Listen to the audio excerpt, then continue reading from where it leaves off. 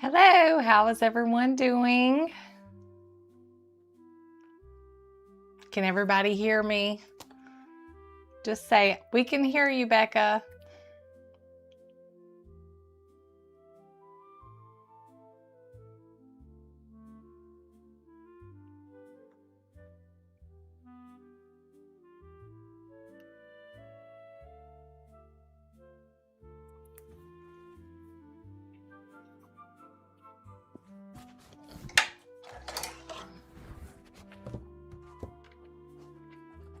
I don't know if there is a delay in the chat or if you guys are, if you guys can hear me. If you can hear me, please say, we can hear you, Becca.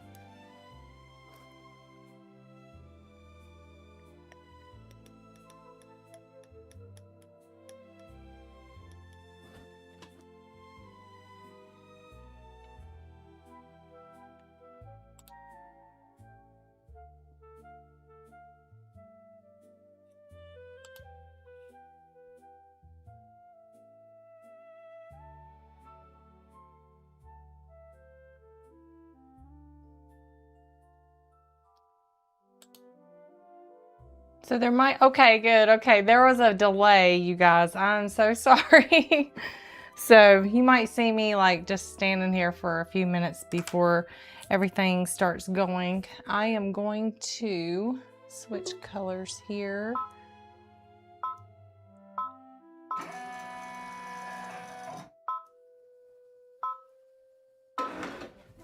All right.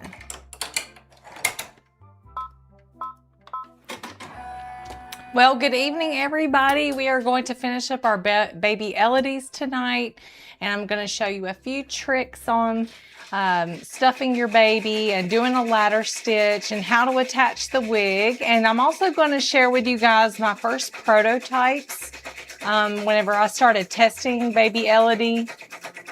And it was some failures there at the beginning, so I am going to share those with you. Let's see, I have a few other things on tonight's agenda, and I know we're going to be sharing some community creations. Many of you have gone ahead and made a baby Elodie, so I'm really excited to share some of those with everybody tonight. But let's go ahead and get started. I just want to say hello to everyone, and I appreciate so much everybody being here. Boy, I have been hard at work all week trying to prepare for a live stream. There's a lot of moving parts, and so you're going to notice some differences in the way tonight's show looks compared to what you have seen before. So what I'm going to start doing now is we're just going to go over the baby Elodie, what we've done so far. In case you missed last week's live stream, I wanted you to be able to see the baby before it's stuffed. So let's go ahead and go over to the overhead camera. Okay, so last week we made the sewn-in version of baby Elodie. Let me get this baby on the screen here. So we have the sewn-in arms. Now I have gone ahead and stuffed one of the arms and one of the legs just because I want to be very respectful of everyone's time this evening.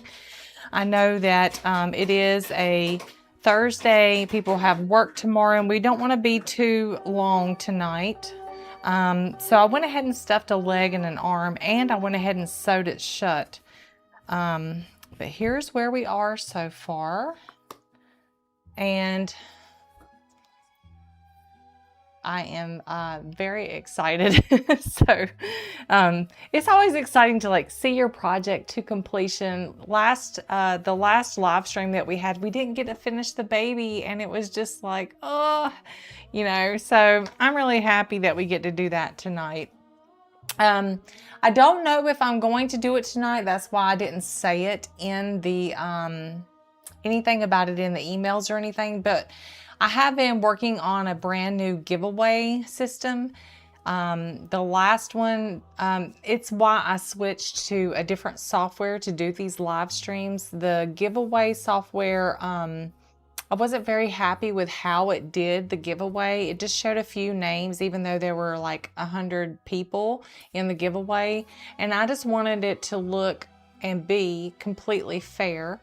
And I think it was fair, but I just wanted to jazz it up a little bit. I also wasn't very happy with the camera quality, so I have used a different software so that I could take advantage of the different cameras that we have for me to use. So let's go ahead and go back to our baby here. And I am going to, when we have our baby, so this is baby Elodie. And like I said last time, you guys, we made this on the embroidery machine, and we're just going to be finishing her up tonight and just kind of chit-chatting. There is going to be a delay, and I'm really sorry about that. But it'll all work out in the end. So like I said, in order to save time, I went ahead and stuffed 2 of the limbs. So we're going to go ahead and start talking about this baby here. Now, she has a thumb, but it is not visible because I need to poke it out here. So I'm just going to take a skewer, and I'm just going to push that little thumb out. Can you see her little thumb? All right. So the first tip that I have for you guys, let me get my hemostats, is to stuff these little fingers like this. If you're doing any of our babies and they have fingers and thumbs and things like that, these little mitten hands, what you can do is take a pair of hemostats and just a little ball of polyfill, like so. Okay, and we're going to take this and stick it all the way up inside that thumb and really push it in there. And now we can make sure that we have enough polyfill in the thumb. And I'm going to take it a step further. So another thing that I like to do is you can take a sewing needle or a doll needle and push it through the thumb right there at the base. And that will hold that polyfill in the thumb while you finish stuffing your hand. Yeah, we're going to be doing some question and answers tonight, so I'm excited. I hope you guys came prepared with lots of juicy questions for me. And they don't have to be about baby Elodie. They can be about machine embroidery in general. But yeah, I'm going to start stuffing her.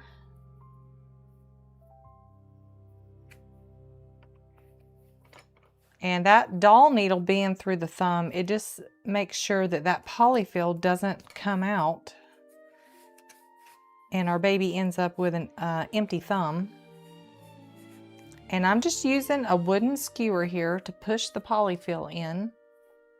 I was working on something while I was waiting on the live stream to start. I've been working on baby Elodie's little birth certificate that comes with her, that's an exclusive item. So I'm going to show that to you guys in just a minute, and I really wanted to get it finished up, and I believe it's just about finished. Now, as I'm stuffing, I'm shaping this hand. You know, we are just cramming polyfill in here, but you just want to stop every few minutes and just check the shape of that limb that you're working on. I can take this needle out now. That way I won't stab myself. There we go. And you can just scratch at the fabric to close the hole up where that needle was, and it'll close right up. So we want to be very intentional while we are stuffing this baby. We spent a lot of time and a lot of hard work making her.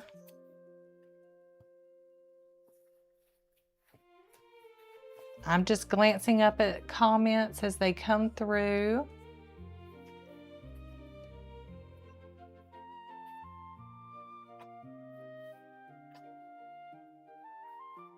Hello, everyone. Let me put a little comment here on the screen. Sheila says, my apology, I spelled your name incorrectly earlier, Becca. That is no problem. My name gets actually misspelled quite a bit because my name is Rebecca, but it has an H in it. So my name is actually spelled Rehbecca. Thank you, Mom and Dad, for giving me a unique spelling to my name. So I'm very used to having to spell out my name for people. Let's see what Frances, she has to say here. She says, you were talking about the single needle machines last live stream. I use a Brother V3 and never had a problem, and having to skip a stitch always sews perfectly. That is amazing. So, you know, it could be that some machines handle color changes differently. Machines have come a long way and they're getting smarter. I do believe there is an embroidery machine, and I think it's by Brother, and it has AI built into it. So that's going to be interesting, isn't it? All right, I got that little hand all stuffed. How does it look, you guys? Does that look sufficient? Let's check it against the other one. All right, now I'm gonna say something. So if you remember in the last live stream, you're going to notice that this baby has the support circles on the back of its body. Those should not be there if you are doing the sewn in arm baby. It's just that I used that panel that came in the download just to demonstrate. So if you're doing the sewn in, you shouldn't have those little circles there. I don't mind it because we're just making this baby for fun.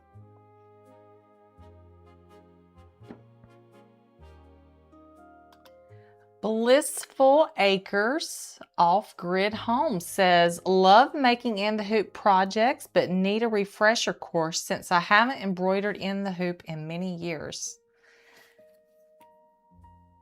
Well, I hope that you enjoy doing in the hoop projects. I know I sure do. I get tired of doing other things sometimes, like appliques and name embroideries, and sometimes you just want to make a project, you know what I mean? So again, you guys, I appreciate the patience tonight. I am still very new to all this, and I'm probably going to make some mistakes, so I hope you'll bear with me, and I think things will get smoother as I get used to it. You wouldn't believe all the little Twitch teenage boy live streams I had to watch to get ideas or understand how to do a live stream. All the material and all the tutorials that tell you how to do this are usually by gamers. So it's kind of, I got a kick out of it for sure. But let me show you this little arm here. So here we got both our arms stuffed. And I just wanted you to know the next step that we're gonna do, it is optional. And what I'm gonna do is I'm gonna put some glass beads in this baby's feet. I've already done it to this one, so I'm gonna do it to this one now. And I'm gonna switch so you guys can see me good. All right, so these are what I use. You can get these at Reborn Doll websites. So there's places in Canada. Bountiful Baby has these. This is glass blasting media, and it's like a fine glass. Whoops, I am making a huge mess here. That is the downside to poly pellets and glass beads, isn't it? But what I'm going to do is I'm going to flip this baby over, and I'm going to show you how to do this. I usually have some kind of thing like a ketchup bottle or a hair dye bottle, you know, where you can cut the tip off, and I'll put these glass beads in that bottle so it's easier, but I can't find my bottle tonight. So I'm just going to pour, and I like to fill up the foot halfway. So I'm just gonna do a little bit and I'm gonna stop it there. Now I'm gonna get the little leggy weggies, get those glass beads down in there. All right, so I can feel it's about that much. I want a little bit more. The thing about glass beads that I like is you need very little glass beads to add the weight that you want. Poly pellets also are bigger. You know, you can feel them through the fabric. And then I know some people use things like steel shot or BBs, things like that. I always worried that those could rust. You know what I'm saying? If you put that inside of a doll. And yeah, I think glass beads are, I need a little bit more glass beads here. I like them because they're like the perfect weight with not a lot of product. Unless you waste it like me here, pouring it all over the table, you guys.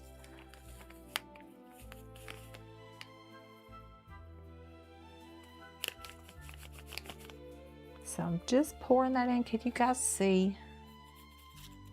Just pouring it in. Let me get rid of this pile. My vacuum cleaner is going to love that later. All right, I think I got enough. So I have filled up this foot. So it's about, this foot is not quite full of glass beads. I would say 3/4 of the way full. Now I'm going to start stuffing some polyfill.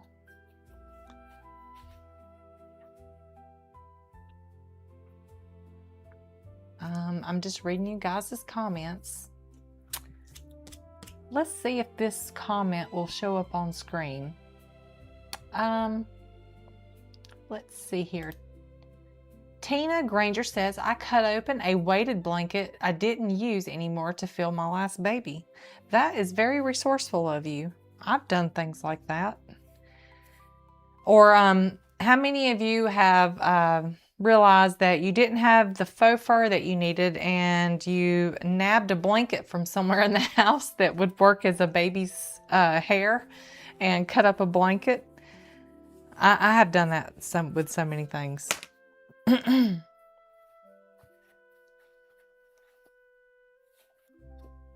Looks like Cordero has a question. So while I'm stuffing, I'm going to be answering questions. She says, I have a question about the Christmas morning surprise. The PES 5x5 format. Whoops, let me pull that back up. I'm a slow reader. The format when I make it, the temporary line was supposed to be the sew behind the eye and was not. Help me out. I know probably English isn't your first language, sweetie. Let me see if I can understand here. So she says, when I make it, so the Christmas morning surprise, was that from last year, Cordero? Or was it from a previous Christmas, maybe 2024? Let me know and I'll try to think about which design you could be talking about.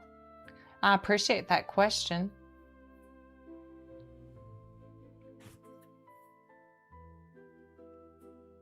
Marilyn RZ says, I love that her limbs are stuffed this way. It's hard to stuff it first and then tuck it inside the sew body. I agree. I've done a few in the hoop projects. I've actually been guilty of this too. Some of my earlier designs, when I was learning to do in the hoop, I did it that way. But you know, I don't like to, that's a lot of bulk, having little arms and legs, especially on a single needle machine. And I just figured that people would rather take a few minutes to sew something shut by hand than, I mean, I know you're saving time by stuffing the arm and then putting it on the hoop and making it part of the body. But if the design messes up, right, and something goes wrong because of all that bulk, now you've lost the whole project, and that time savings of putting a stuffed arm or leg in the hoop, you know, and making it that way, any time that you saved could be for nothing. So I'm glad I do it that way too. But you know, there are some amazing in the hoop designs out there that are done that way, and I'm not the only designer, so you know, I know they work hard on their designs too.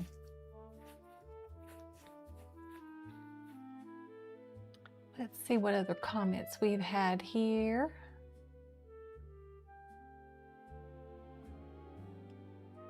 Maggie Lamp Smoke says, I would love to have a 10 needle, but would have to rob a bank to get it. They are so very expensive. I agree, Maggie. I'm in that boat now. I do have a multi-needle machine and I am super thankful for it. I don't deserve to have it, and it has been the most miraculous thing that has happened with me in my embroidery machine journey. Having a multi-needle is one of the best investments that you can make. There are, let me tell you, Maggie, how I got my machine. Maybe it'll be helpful to you. So, I started out with a single needle machine, and I think my very first machine was the Brothers 770. So the PE 770, you know, that beginner machine that has the 5x7 hoop. I did not keep that machine long, maybe 2 months. And then I believe I got an Innovis 12 something, a Brother Innovis. It was also a single needle, and it had a 6x10 hoop, but it lacked some features. And so what I did was I traded it in. So I took it back to the machine embroidery shop where I bought it from, and they had a trade-in program. So I was able to trade the machine in. Obviously, I didn't get full price for it, but they did give me, you know, quite a bit of credit. It was very generous. And so I got another single needle machine that had an even, you know, just more powerful, more features. And I kept it for a couple years. And then, you know, my dream was to have a multi-needle. So what I did was I talked to them again, and I believe they gave me like $4,000. They let me trade in that single needle machine. So I just kept trading up as I got a little bit more money and could afford a little bit more machine. And then that's how I was able to get my 10 needle machine. Unfortunately, I'm in the same boat as you though right now, because I don't want to trade in my machine to get another multi-needle machine. I want to keep this machine, and I want a second machine. And so now I'm starting to think creatively. So there are cheaper machine brands out there. We can buy them used. You can get them on, you know, Facebook Marketplace. People get them and don't use them, and their loss is our gain. eBay is a great place. And even maybe asking the embroidery machine shop near you if they have any trade-ins, or if they can keep an eye out. Because if you tell them, you know, I really want a multi-needle, but I don't want to pay new prices, then when they have a customer bring a machine in and they're going to be trading up themselves, maybe they'll hold on to that machine for you and guarantee it, you know, and you can get you a deal that way. So lots of ways to get a multi-needle. Don't give up on that dream, because it is achievable. It might take you a little bit longer. I mean, I don't want to say go into debt to get one, but that is an option if it's worth it to you. They do have some great financing programs, and it's not the end of the world to finance it. The payment is usually pretty low from what I hear. You guys, this is sweet tea. We just don't really drink out of glasses in our home. We use plastic cups. But I made sure I got myself some drink this time. Last time my husband brought me some. All right, I'm just going to compare these legs here and make sure that we got them all the same. So I feel like one is stuffed more than the other. I'm going to remove a little bit here. We want them to be the same.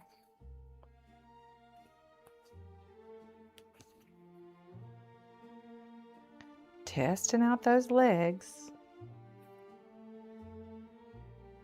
I've gotten behind on my chat. Let's see here.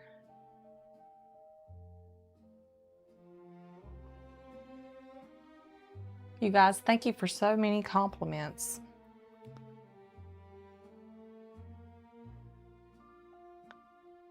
So Sally Craig says, do you have any plans of making a mountain lion? I think that would be really fun to make. Some animals I am putting off from creating right now because I know that my skill is not there yet. I'm not quite good enough to make it happen. But every time I release, every time I work on new designs, I learn something new. And maybe that one time I'm going to make something and it's going to unlock some knowledge that I need to tackle some of those animal designs that I haven't done yet.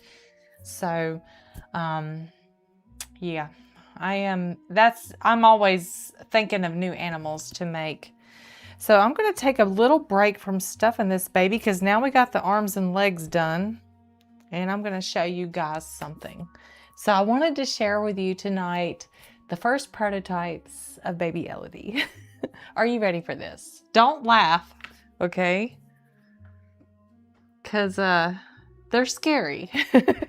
All right, so the very first baby, all right, I'm going to put this one in my lap. So this... Like I said, don't laugh, okay? This is the first baby Elodie that I made. So I started with the body because I knew I wanted to do a different kind of body for this baby. And I wanted it to have a neck. But as you can see, this ended up looking like a Lego person. You know, the little plastic Lego. And I did play around with the legs if I wanted them to be more like this or, you know, turned. And I did do the sewn in arms. And I decided that this neck was not going to work. The head just does not work. So that was my first one. And she does have a little problem here on her chest. And that's where my machine actually ate the fabric. I mean, this has only happened to me like 2 times. Having this 10 needle machine where my machine actually, you know, the fabric gets sucked down into the bobbin, and it happened on this baby. And I think it was a problem with my needle was dull, and the thread got messed up. So that's what happened to her. Don't laugh. So that was baby number 1. Okay. And then baby number 2, I started to make the neck a little bit smaller. This is actually the front. And I pinned the leg on because I wanted to try out this new leg placement. And I also started playing around with maybe putting a dart here on the body on each side to round her tummy. And I also did the back the same way, so I added darts, but I decided that this was a little too complicated for you guys, and I wanted to keep this baby simple and not have a lot of folding of fabrics, so I went back to the previous design and just refined that shape a little bit more. Luckily, I got it right on the 3rd try, which is very rare, and I'm super thankful for that. Let's see if we have any questions here tonight. Let's see. Yes, Stacy Kingston. She says it's like buying a car. I used to sell the machines. Yes, some of these machines cost as much as a car. You know, not like $40,000 kind of car, but you know, an investment. You know, something that you really have to save up for. So I understand. Completely. I completely understand how hard it is to save up for, it seems like a big goal to reach, you know? So that's why I shared how I got my machine. Maybe it'll help somebody.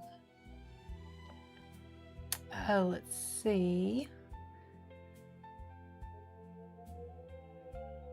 If you guys hear Sansa, she's my husky. She, every time I come in here, she gets upset because she wants to go bye-bye or something. If I shouldn't have even said that word. Now she really is going to get worked up. Let's see here. Okay, here is Stacy. Stacy has another good question. She says, Becca, when I did my new baby, her head was crooked with the new wobble. What did I do wrong?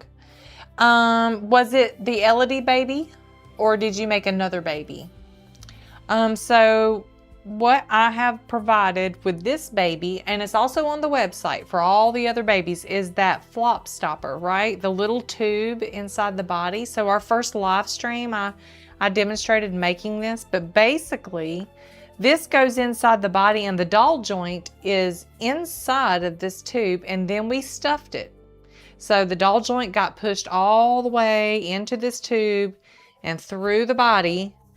And what that does is now when we're going to stuff the body in just a minute. When we stuff this body, that tube, let me do this angle for you guys so you can see. When we stuff the body, we're going to be stuffing around this tube, and that is going to do wonders for holding your head so it doesn't wobble, Stacy. And that little thing, it's available on our website. It's a digital design and it's called the flop stopper, and I've put it on the In the Hoop page of our website. It's a free download. You don't need to do anything to get it, and it's going to help you with all of your stuffed animal heads and making sure that those are sturdy and not wobbling. That was a good question.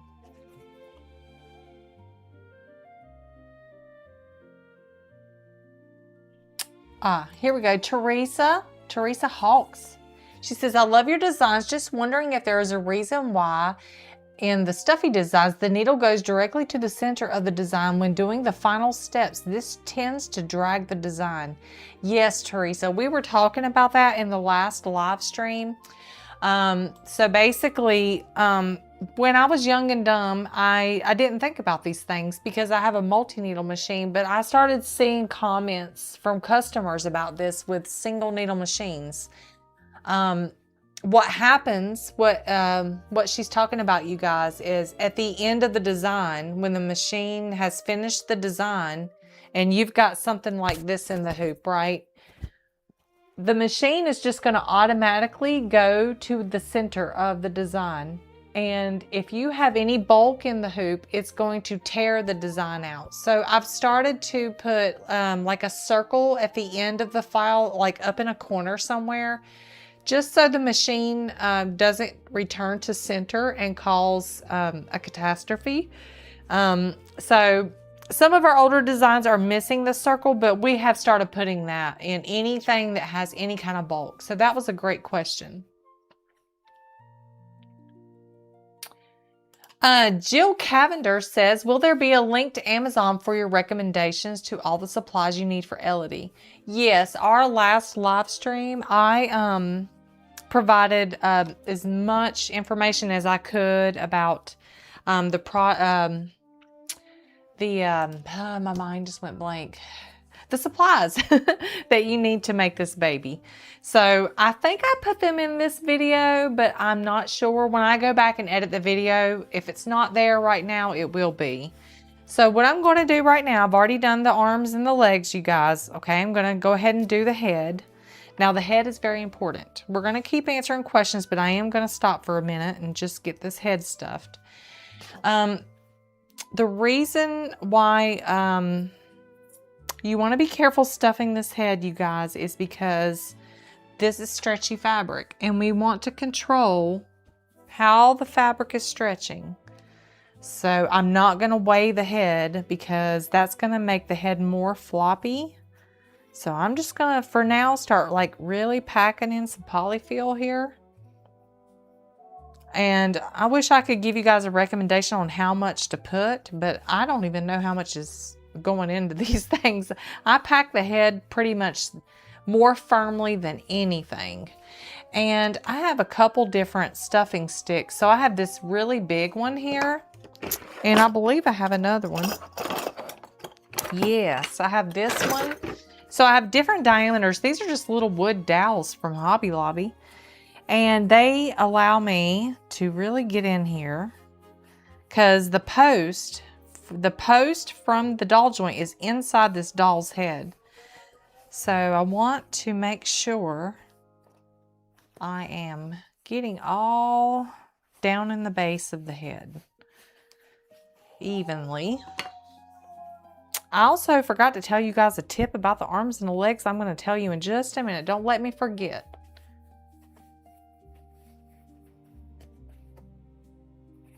All right, so please take your time with the head, you guys. You've worked so hard on this baby, and I know you're excited to get it done. But the stuffing is, you know what they say, you know, it's what's on the inside that counts. That's very much like stuffing your projects. You want to take your time and pay attention to where the polyfill is going. You could end up with a head that is oddly shaped or baggy.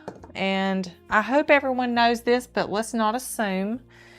Polyfill will actually compact over time. And that's why on some things like the head, you really want to overstuff the head, because that polyfill is going to, it's going to compress, and you're going to end up with a head that's, you know, a few months from now, it looks great now, but a few months from now, it could look a little baggy.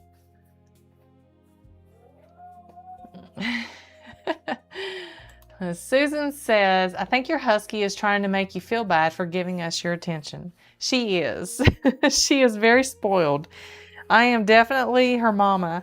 And, you know, she was very bad in the last live stream, you guys. All my dogs literally went absolutely crazy. The dogs all went crazy. So I have a total of 4 dogs. I have 3 Westies and I have Sansa. She's a rescue, and everybody used the bathroom all over the house. The 3 little dogs were digging at my door during the last live stream. And Sansa, she can't be around the little dogs yet because she's still learning manners. And so she just howled the whole time, and she's doing it again tonight. It makes me feel good because that means that she loves me, and she is a rescue, and we've had her for about 4 months, 5 months now. So you always wonder, you know, when they grow it to be attached to you. I think she's attached. I think that mission has been accomplished. Okay, so here's a great question. You guys, I'm not showing favoritism. I'm just picking good questions that others might want to know. So it says, can you talk about the ears again? How did you make them look like they had a little hole in the ear? This is from Stacy again. So Stacy, this baby, I did a little bit different. Let me talk about this baby's head. So our other dolls, I had you attach the ears in the side seam. And I wanted to make this baby's head a little bit easier to make. So what I did was I just made the ears be part of the shape of the head. And we're actually going to do that tonight. So I'm going to demonstrate how to use the doll needle to just make one little stitch on the ears. And see, right now they kind of look 3D. Well, we're going to flatten those ears out. So when you're stuffing this head, you guys, don't worry about stuffing the ears. We don't want to stuff the ears. So just let them be how they want to be. Now, as I'm stuffing this head, I'm feeling for voids in the head. I'm feeling for really soft spots, and that means that there's not a lot of polyfill there. And I keep a trash can underneath my desk, and it has all the polyfill in it that I could ever want. So I'm just reaching up underneath there and getting me some polyfill. But yeah, I just use a regular kitchen trash can, and it's my polyfill. You know how when you get polyfill, it comes in the giant box. Well, I don't like to have that box in my way, so I just put the box somewhere. And then when I need polyfill in my little trash can, I just refill the trash can. But yep, what I'm doing right now is I'm paying attention to the shape of this baby. So we want to create, this is the back of the baby's head. All right, so let's look at the shape that we're getting here. So I'm feeling this baby Now, I know that this is a circle, but there are corners in this head, here and here, that tend to be baggy. So right in here and right in here at the cheeks, the baby will tend to be baggy right there. So we want to make sure that we're really stuffing. We don't want to see any wrinkles in the seam.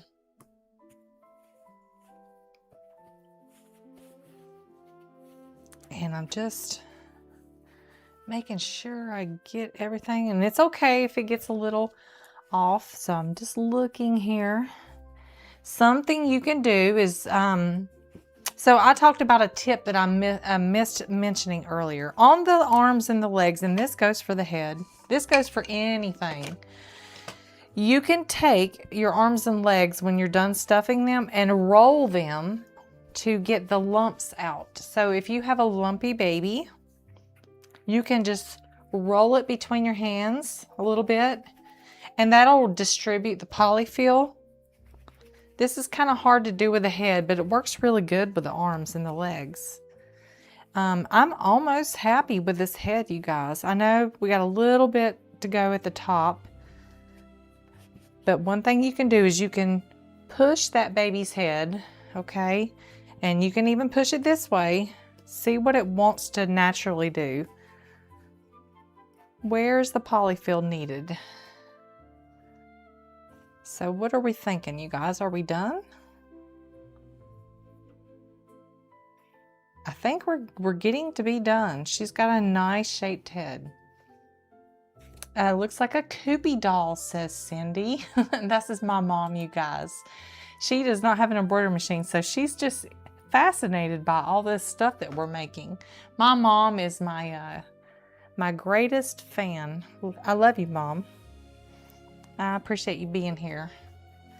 She's my cheerleader.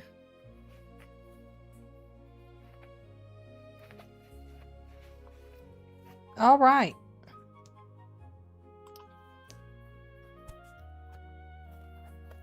Before we go any further, you guys, this is important. We need to stop stuffing the baby. We have the head and we have the arms. And we need to ladder stitch these closed. Let me tell you why you want to ladder stitch them now. So if you stuff the torso and then you go and you try to ladder stitch these little arms, now you have to deal with the whole body. And that can be super annoying. If you've done this, let me know. You've stuffed everything and then you went to sew it all shut.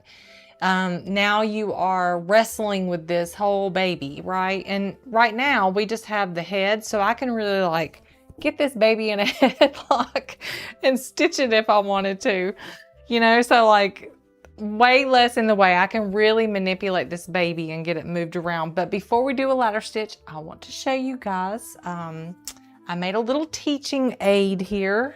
Well, where did I put it? Oh my goodness, hang on one second.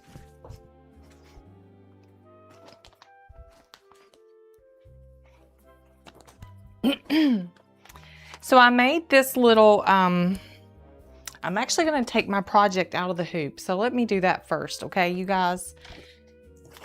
I made baby Elodie's little birth certificate. So it comes in different versions. So you can make it on a piece of fabric and frame it. And this is for a real baby, okay? So like this design, you can make for a real baby. And I'm just going to take this out of the hoop because I'm done with it.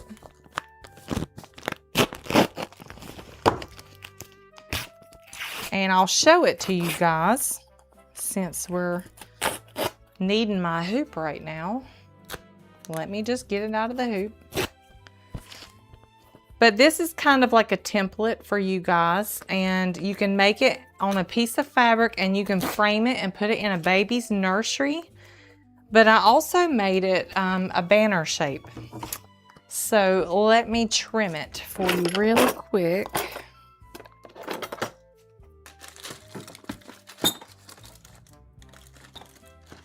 I need my pinking shears. Anytime I use cotton fabrics, I like to use the pinking shears. I'm just so scared something's gonna come unraveled. All right, I'm just gonna go ahead and cut. You can see what I'm talking about when I say it's a pendant banner. Hopefully you can see what I'm going for here. But this is an exclusive design. And I think I would like to make other little banners. I think this is a good idea for a repeatable series. Because I can think of all kinds of themes to make a baby birth announcement, right? Okay. And one other thing I like to do is I like to cut the corners off. So I'm just gonna go through and just snip these little corners. I'm also gonna trim this little tab of fabric. I like to leave this little tab here, you guys, because I feel like it helps you when you turn it right side out. And I'm gonna try to get rid of some of this stabilizer if I can.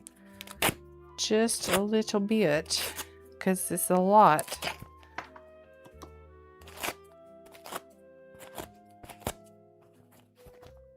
You guys can see it. You can't really see what it's going to be yet, but hang on one second. I'm just going to get some of this stabilizer. I tried to follow the rules, you guys. You know, whenever you stitch on woven fabrics, you're supposed to use tearaway, so I tried to do that. But for some reason, my brain wants to do it backwards. I like to use the cutaway on woven fabrics, and I like to use the tearaway on knit fabrics. Why is that? I learned the wrong way. I'm trying to unlearn my mistakes and my bad habits. Almost done. I'm not going to go crazy picking out every tiny little thing here, but we're just going to get some of this. And Mom, don't look. It's going on the floor, Mom. Don't look.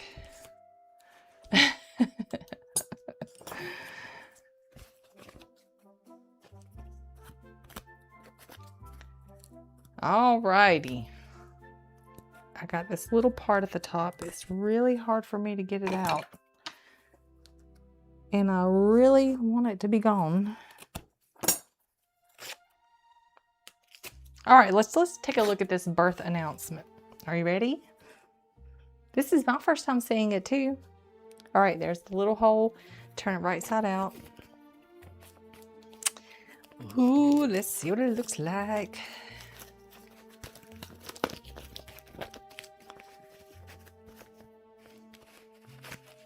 Okay. Let me get my little turning stick. I use all kinds of things for turning. I even have a butter knife, which I may get out and use in just a minute. Yep, I'm getting the butter knife. Anything that works, right, you guys? What's the weirdest thing that you've used to turn a piece of fabric or a project right side out? Do you have something strange that you use? Do you use your husband's toothbrush?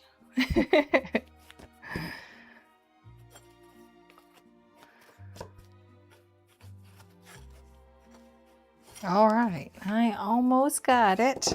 Okay, are you ready? Here it is. Obviously, I need to iron this. Hopefully you can see it. Let me do a little top down for you guys. So it has this little pocket at the top. So you could mount it in the baby's room, right? And it has this sweet little pennant bander at the top, and it's basically a template. So it's going to come with, it's not going to have any of the numbers. So all this pink text and all these white letters and numbers are not going to be there. You're going to have a pounds and ounces, or it's going to say kilograms. And then over here, you're going to have an AM and a PM for the clock. And then on the little ruler, it'll be centimeters or inches. So there'll be two versions of this little banner. And then you could just use any font that you already have, or any, I used a font that we have. This is the Quinlan font. So I wish I could iron it so you guys could see it better. But yeah, it could be a little hanging thing for a nursery, or you could just not do the banner option and instead you could just do it on a piece of fabric and make a pillow or a quilt square, or you could frame it. So yeah, it's just a little template that you guys can use. All right, let's get back to our little ladder stitch here. So what I did was I was working with this fabric whenever I made the sleep sack for baby Elodie. And did you notice anything about this fabric? It's like a waffle weave knit. It has very large holes. And so what I'm going to do, I have sewn this fabric. So on the back, I've cut it in half. Do you see? It's got the little hole in the middle, and I've done it just like if you were to trim something for the baby, right? So I'm going to hoop this fabric, you guys. Let me open it up. I am going to hoop this, and I am going to demonstrate. Let me actually text my husband and tell him to bring me my giant sewing needle. Where's my husband? Let me get him.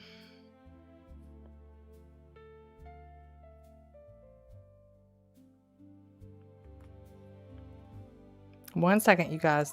Bring the pack of giant sewing needles to me, please. Smiley face. Okay. Hopefully he sees it. All right, in the meantime, I'm going to put this, I got a piece of stabilizer. Where's my hoop at?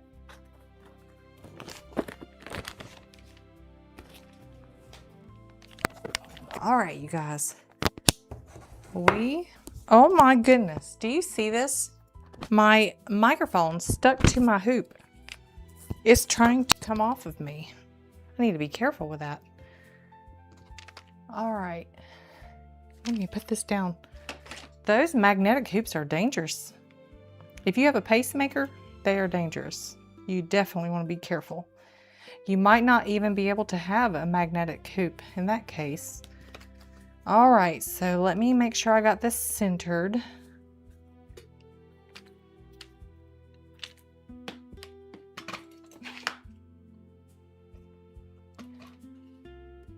All right, so someone says, would you please note the fonts you use in your designs? Thank you for doing it on the anchor alphabet with the rope. I'm using that design tomorrow for canned cooler wraps. That is cool. Yes, I've been trying to do that. It is going to be it is a hard job, you guys, to go back and do all that because there's so many alphabets on the website, and some of them I have used some kind of matching font, and sometimes I just use a completely different font that I don't offer. I hope you guys can see what I'm doing, but I do need to do that. We need to get some update done. I just need the time to do it. All right, so you guys, I am going to go run and get my plastic doll needles, and I will be right back, okay? I promise.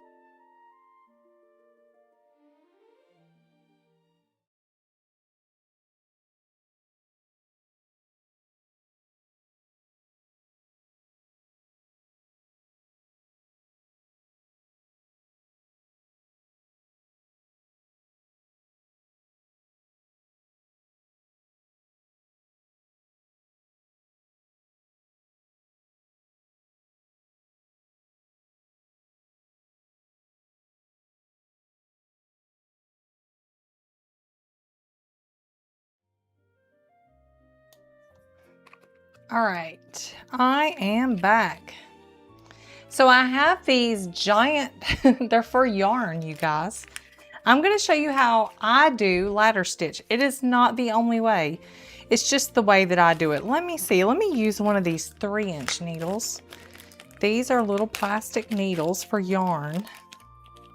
So I really want to show you guys how I do this, and I hope it's helpful. Let me get my yarn.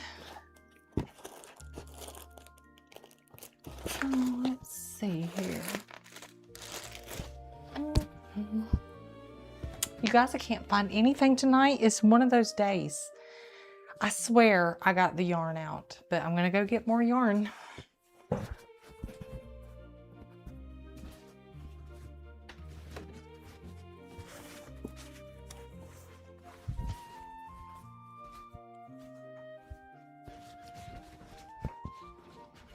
I think my dog got the yarn. That's the excuse I'm sticking with, because otherwise that means I'm losing my mind, and I just can't admit that yet. So I'm just gonna get a piece of this yarn.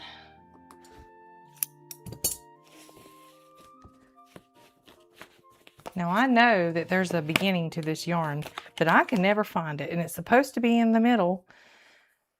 But you know, this never works out for me. If something is going to go wrong, it's always going to happen to me.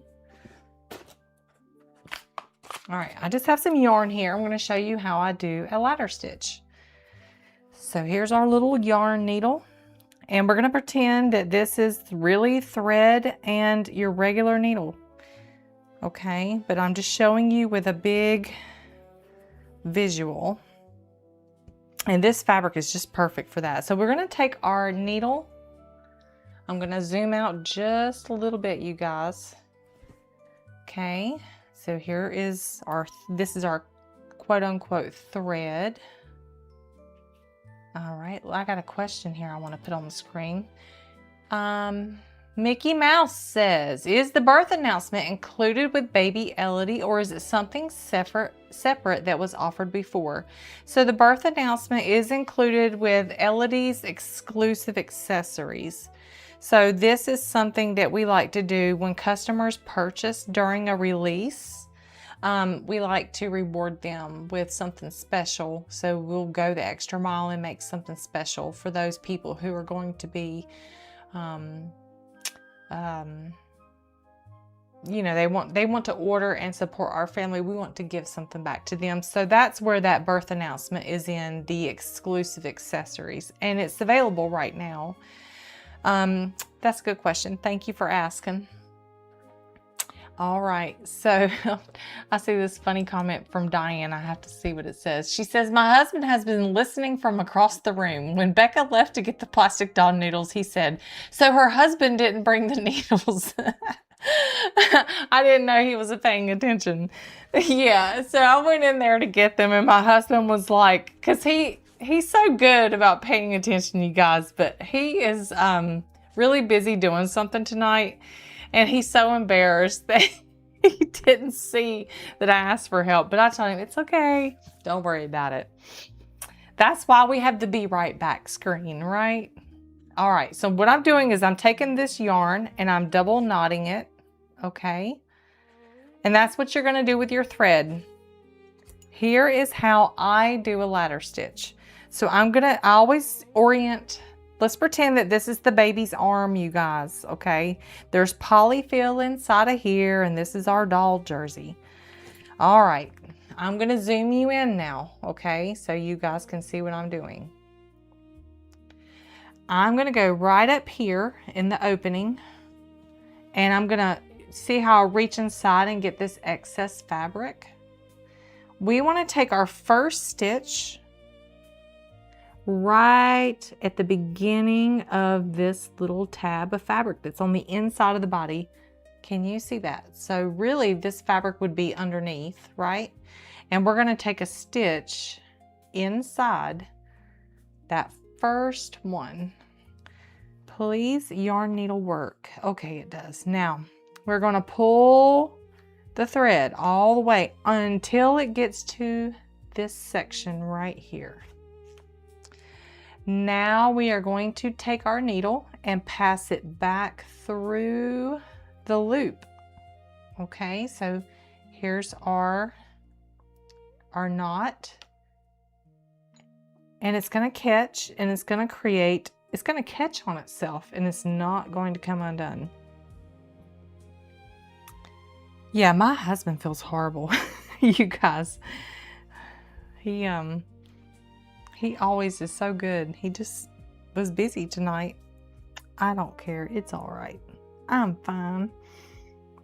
I'm a big girl, right? I can get it myself. But he still feels bad. All right, so now that we have our thread, it should be coming from inside this opening. All right, so now we're gonna go over here above where we took the first stitch, okay?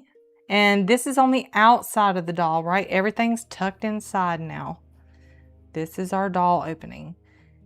I'm actually gonna take a bigger stitch because we wanna do it to scale. Now we're gonna take our first stitch in the baby, okay? And here's why it's called a ladder stitch. We're gonna come over here and we are gonna take a stitch on this side.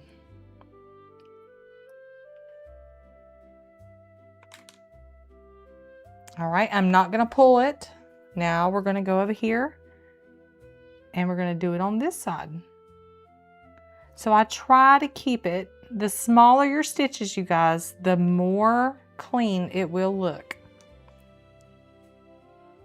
So the thread is doubled. Can everybody see what's happening here? Does anybody have any questions? I hope this is helpful. There are actually lots of great tutorials on how to do the ladder stitch. I don't think I've ever seen it done quite like I do it at the beginning of the design like that. That's something I kind of figured out. But if you know a better way and it works for you, please do that. You don't have to do it the way I do it. I don't know everything. All right, so you see why it's called a ladder stitch now, okay? Now I'm going to pull, hopefully this works good because this is some chunky yarn. And now it seals up the fabric.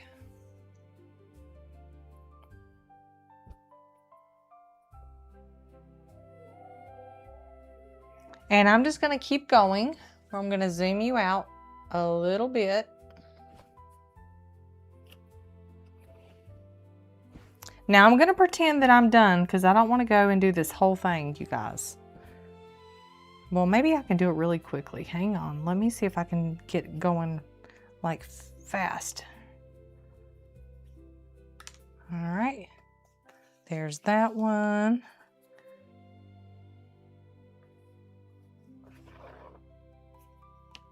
And just back and forth. Pretend this is your doll jersey. You guys, almost there.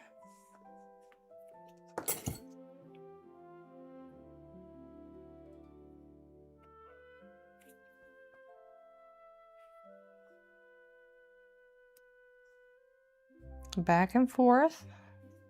We're almost to the end. I'm going to show you what I do at the end. All right, let's pull it. Just pretend that this is, you know, it should seal it. This is very open weave fabric. We're almost at the end. We have a few more stitches.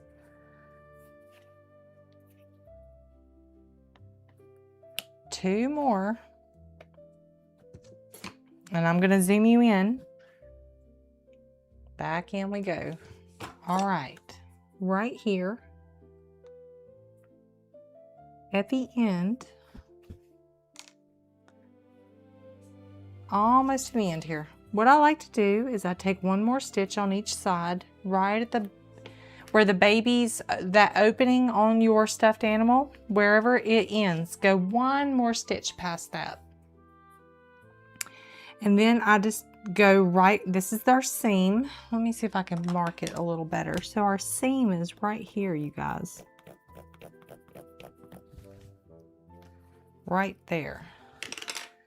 And I like to go right on the seam, right beside where the needle's coming out, okay? So here's my little thread. I'm gonna enter right beside of it. And you wanna keep these organized or else they will get knotted up. Just keep them organized. I usually put my finger in it and we're gonna pull it. And what I like to do, you see how I have it? I'm gonna go through one time. And I'm going to go through 2 times. And then I'm going to pull it, and that creates, if it'll do it with this yarn, a kind of slip knot.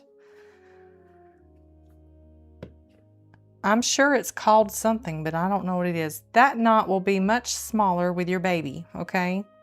Because you're not going to be using yarn. You're going to be using some thread.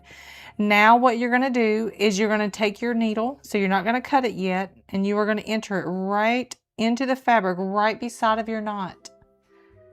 And this is called burying the tails. So you see how I have entered right beside the thread, and you're going to go a little ways, and you want the needle to exit somewhere over here on your fabric, your baby or whatever you're working on. And then you are going to pull the yarn, and you're going to give it a little tug. And with thread this works better, but if you pull it enough and you're gentle, it'll actually pop inside the doll. It'll go through the fabric completely, and it will pop down inside the doll, and the knot will be buried. And then you just want to put a little tension on your yarn and snip it, right? And the tails will slide back inside, and that is how you do a ladder stitch. So now we're going to do it for real.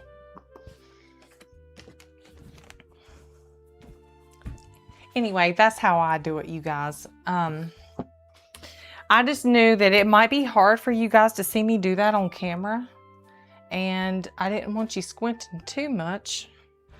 But there's multiple ways of doing that, so you do what you want to do. I am not the ladder stitch police. That is for sure. So I'm just going to get me a needle here.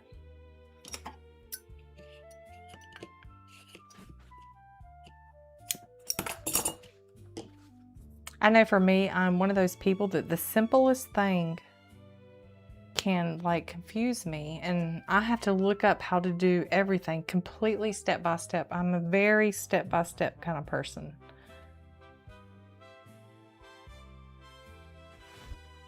I'm sorry, you guys. I am totally blind. There we go. So now what I'm doing is I'm going to ladder stitch for real this baby, and now I am going to use needle and thread. And I'm going to do this very quickly. Let me get you in the top down, and in just a minute I'm going to give you guys a little preview of our new giveaway wheel. I'm going to try it out with you guys, okay? And I'm going to give you, I'm going to share with you some customer creations.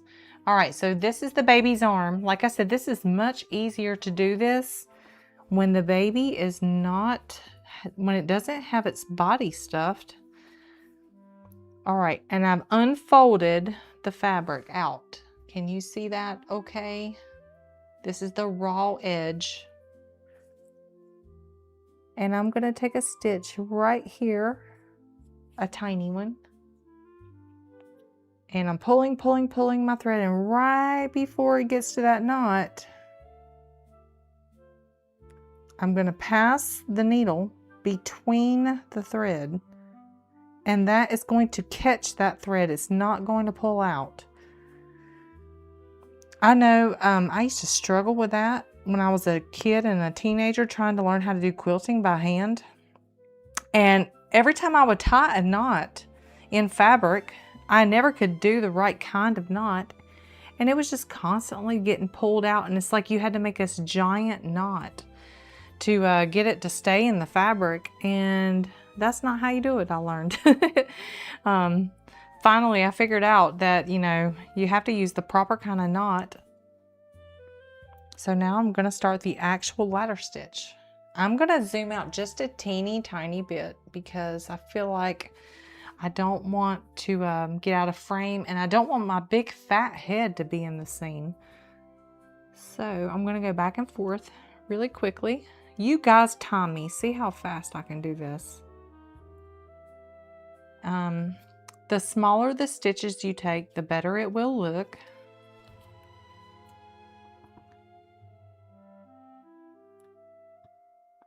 Back and forth.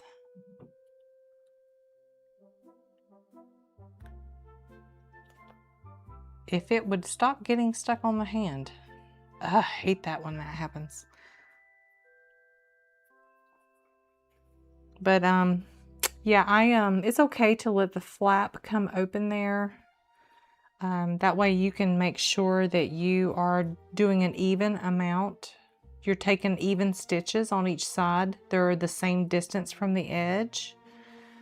So I'm going back and forth. If you see some dark thread on my baby, it's because when we made baby Elodie, I used dark brown thread. And now I'm using flesh colored thread. So that's what you're seeing on the seam there. All right, now here's the ladder stitch. I'm going to pull it and it's going to suck the stitches shut. And I'm just going to keep going back and forth. This is whenever I stab myself, almost literally every time. If you ever see me with a Band-Aid on a tutorial on my PDF, something happened. I am so clumsy, you guys. It was raining so bad the other night. And I was taking my elderly doggy outside and I slipped on the steps, and TMI, I completely peed myself all the way. So I hit the ground and peed myself all the way. And I'm just like, how does something like this happen to me?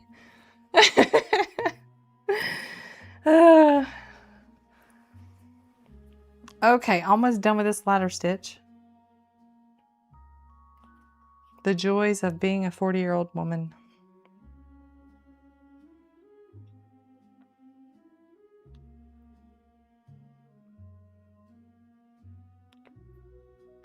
Almost done.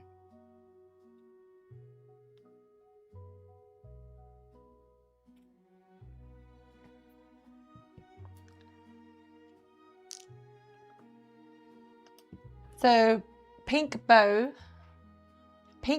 Tiny Toes, she says, nothing is worse than having your embroidery needle go through your finger. Boy, I know that's true. A couple years ago, I was up really late at night in typical Becca fashion, and I was sewing for, I believe it was Black Friday, and I sewed through my finger. The needle broke off, it went through my fingernail into the bone, and the needle broke off in my bone. And I had to go to the emergency room, and it was very bad. They had to do emergency surgery to get this teeny tiny little piece of metal out of they had to take my fingernail off and then remove the needle and then sew my fingernail back on. It was the craziest thing. All right, I'm going to do my little swirly knot here. And I'm just going to bury the tails. I'm going to give it a little tug. Normally I am a lot cleaner stitching than this, but I want to respect everybody's time. I'm going to go ahead and do the leg too. Or, you know, we can just do the head. Let's do the head. If I don't get to the leg, it ain't the end of the world. You guys, you've seen me do the ladder stitch, right? So I'm just going to put a little bit more polyfill.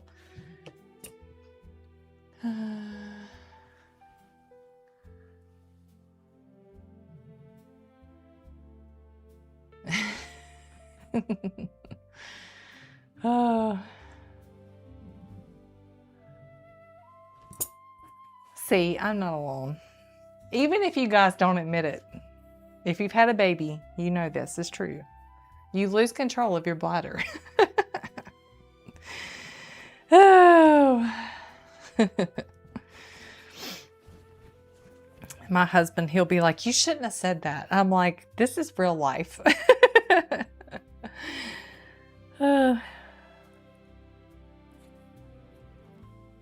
All right, I'm going to do the head. So I'm going to do it the same way, you guys. And I said we were going to share some customer creations in a minute. Let's get this head stitch shut and then I will do that. Now, I will tell you, stitching your head shut is optional, you guys, okay? Because the wig is going to go on. And technically speaking, this opening will not be visible. So you can be messy with this. If you're going to put the wig on your baby, you don't have to have the most perfect stitch up here. It can just be really big stitches. So I'm going to do really big, ugly stitches. Now, if you were going to have a bald baby with a little hat on, I would take your time. But I'm going to do some big stitches here. I hope you guys can see. I am a lot happier with the camera quality of using this software to do the live stream. I felt like last time it made me look like I wasn't a real person. Like my face looked like it was made of velvet. It was strange. So this is a lot better. Now I'm just gonna go back and forth here. You guys, I have some amazing stuff planned for the live stream and this YouTube channel. I'm gonna give you guys a little sneak peek sometime of the stuff I've been working on. Remember, I'm a perfectionist, and part of me doesn't want to say anything until it's actually done. But I am let's just say it this way, I am an extremely creative person. And I'm going to be doing some things on this channel that you're going to be like, huh, interesting. But I promise it has something to do with machine embroidery. Entertaining stuff to watch, not necessarily all how to, because that would be boring, right? Sometimes we want to be entertained. But one of the things I'm going to do, I'm just going to go ahead and tell you, I'm going to do an episode where I'm going to clean my embroidery hoop, and I'm going to use some different materials to do this, like different chemicals, and I'm going to find out which one works. When I am done cleaning this embroidery hoop, I am going to transform my embroidery hoop, my magnetic embroidery hoop. All right, let me get this baby stitched and I'll show you what my plan is. Just a really quick. I'm not even going to bury the tails because I'm going to put the wig on the baby. All right, so we got the head. I'm just going to take a look at my head again, make sure it's the right shape. All right.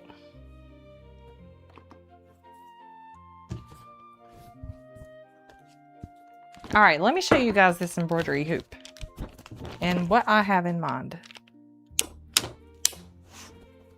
All right, so yes, this thing is filthy, and it also has a chipped corner right here.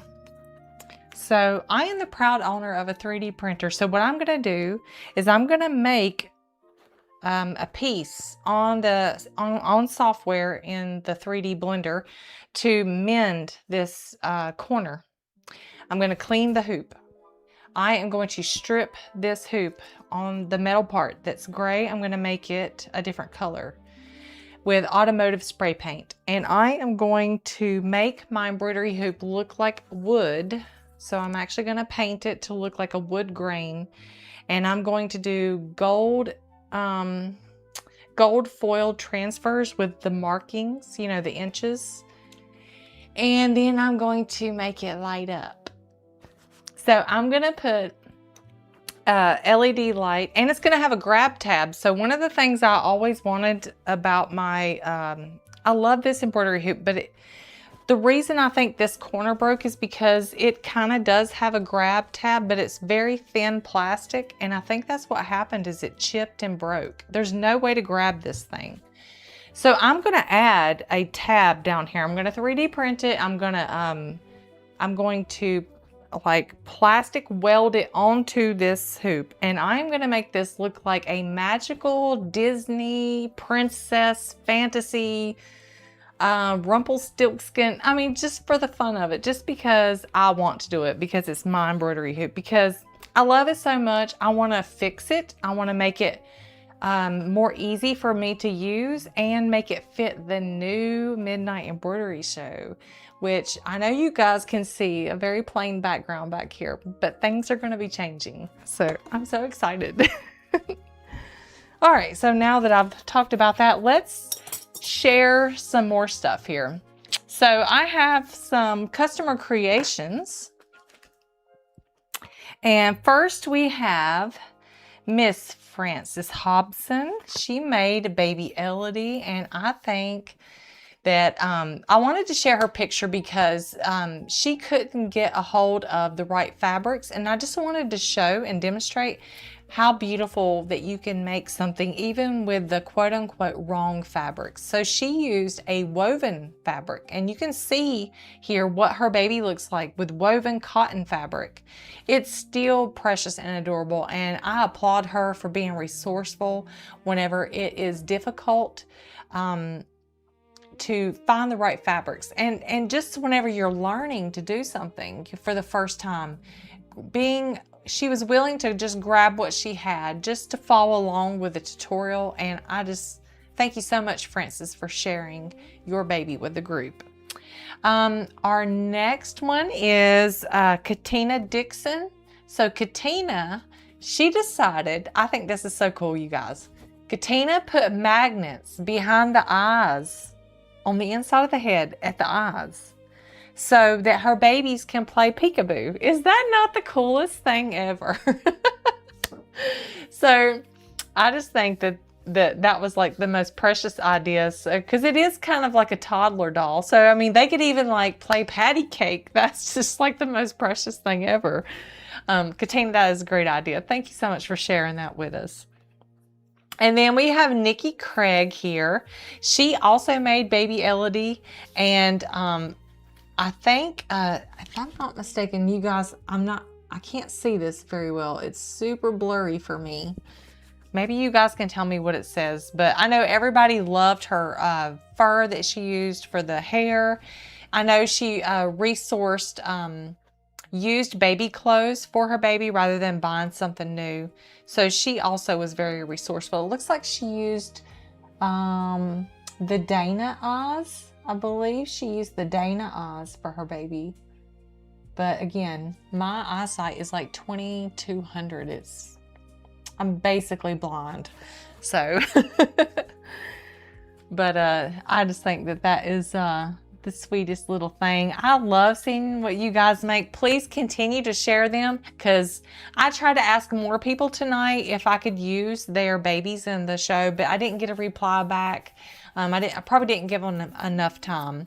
So if you are in our Facebook group and you post and share, I'll probably want to share your ideas, because I mean, I get inspired and everybody else gets to see what you've made, and we're all proud of you. And thank you so much for taking the time to make the project and share it with us. We had a ton of people make baby Elodie after the live stream. All right, so what I was saying about my embroidery hoop is it's going to have LED lights on it that light up, okay? My embroidery hoop is going to light up when I put it on the table only. There are no batteries in the LED lights. I found LED lights that work with like the power of, you know, the mag thing on the back of your cell phone, right? It's that technology, the coil. So I'm gonna make a coil that is the size of my entire embroidery table in front of me, so that when my embroidery hoop gets close to the table, it lights up. So I think you guys will enjoy that. If you don't, it's okay, because I'm going to enjoy doing it. So I'm just going to make it look very fantasy, cottage core, storybook core, because that's the aesthetic that I'm going for my craft room. I am tired of having a plain craft room. I need a space that is inspiring to me. A place I can come and makes me feel good to be in here, because I spend a lot of time in here and I deserve to have a space that makes me happy. All right, now we got the baby's head stitched, right? Now we're gonna do the body. So let's get started. let's see here. I see a good question here. So, Oz Looney Girl, she says, I use skin colored dance knit. Australia has limited access or costs a kidney to get doll fabric. I have heard that. It's so hard for you guys to source stuff. I think somebody in Australia needs to start selling that DeWitt Ingle fabric locally. That would be amazing, wouldn't it? Have you tried looking on Etsy to see if there's some sellers in your country? I'm going to stuff this baby's torso, you guys.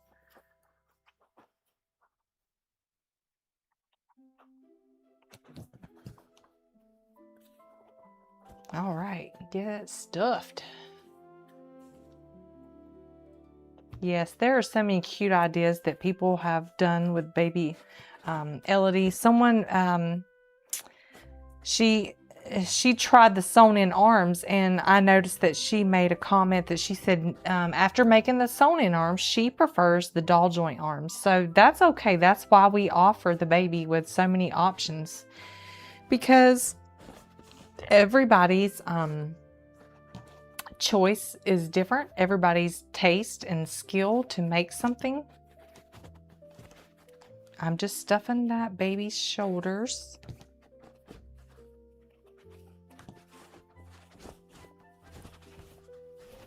I always like to come up here. Oh, I forgot something really important. Darn it.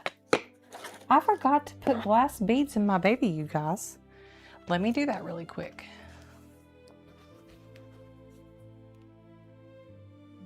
All right, so what I have here is a stocking, like a knee-high stocking.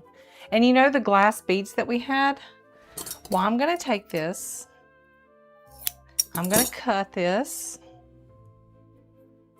And I'm gonna pour some glass beads inside this little pantyhose, and we're gonna put it inside the doll's body.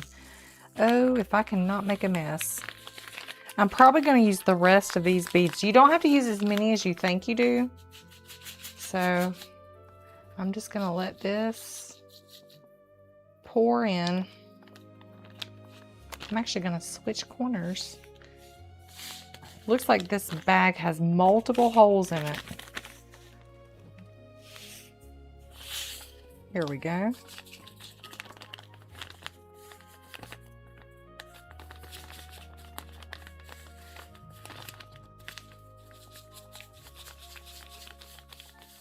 Almost all in there. So the pantyhose keeps the glass beads from coming out of the seam of your baby. So like I said, you don't need much. Now this is important. If you're gonna do this, we don't wanna make this little ball really tight. We wanna leave it kind of limp. So I'm gonna make the knot back here, like so. So there's some play in it. You know, it's got some slinkiness. And what we can do is we can double it back on itself just for some extra kind of protection. Now I'm going to put this in the base of the baby. I'm just going to take that polyfill out. I'm going to zoom you guys out a little bit so you can see better. And I'm going to put this in the base of the baby, just so his little butt, or her little butt, has some weight to it. Now we can put the polyfill back inside. Now I have that flop stopper inside the body too. And what I'm doing is I am stuffing around it. So I'm putting some polyfill in the back behind it. And remember, you have your little stuffing sticks, so we might need to get something and push it up in there.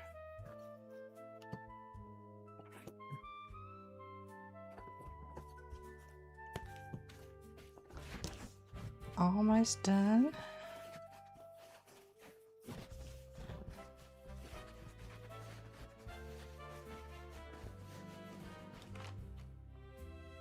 Stacy says, Becca, did you not get to play with baby dolls when you were a little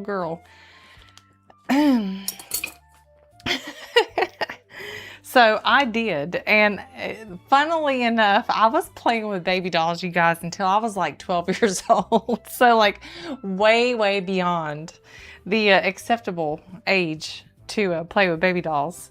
Mom, do you remember this?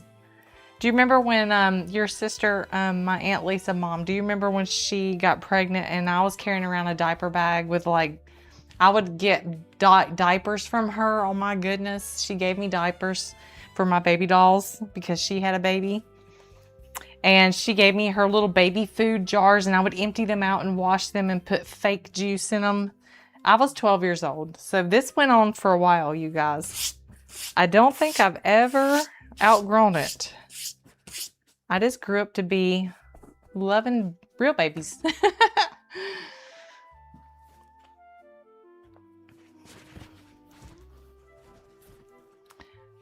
So Tammy Dorn, she says, what is the music you have playing in the background? So we had this music custom made for us.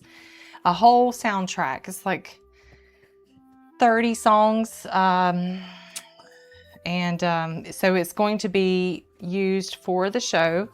And the reason why we had custom made music is because all the YouTubers out there, they all use the same music. Have you noticed this? They all use the same kind of music.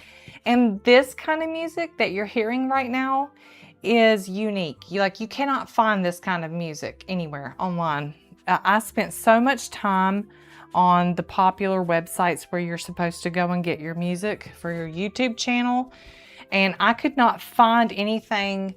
What I was going for is that feeling of when you watch Cinderella from the 50s, you know, the cartoon Cinderella, the music of this old, the Sleeping Beauty cartoon Disney movie, like the music they had in there. I wanted something like that. Like that's the kind of music I wanted for the Midnight Embroidery show.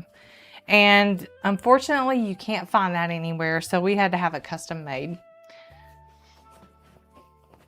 But I appreciate that compliment. That was very nice.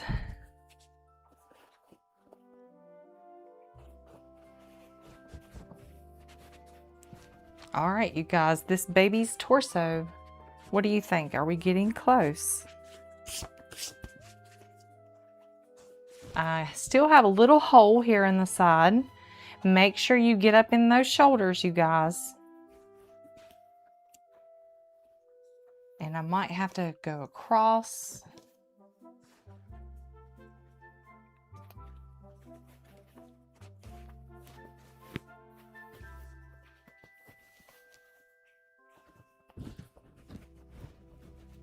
And I'm shaping everything as I'm doing it.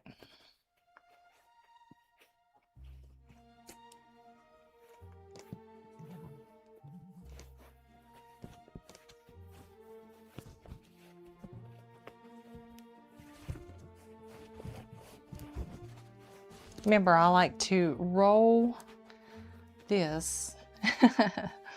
Everybody's calling my mom, Mom.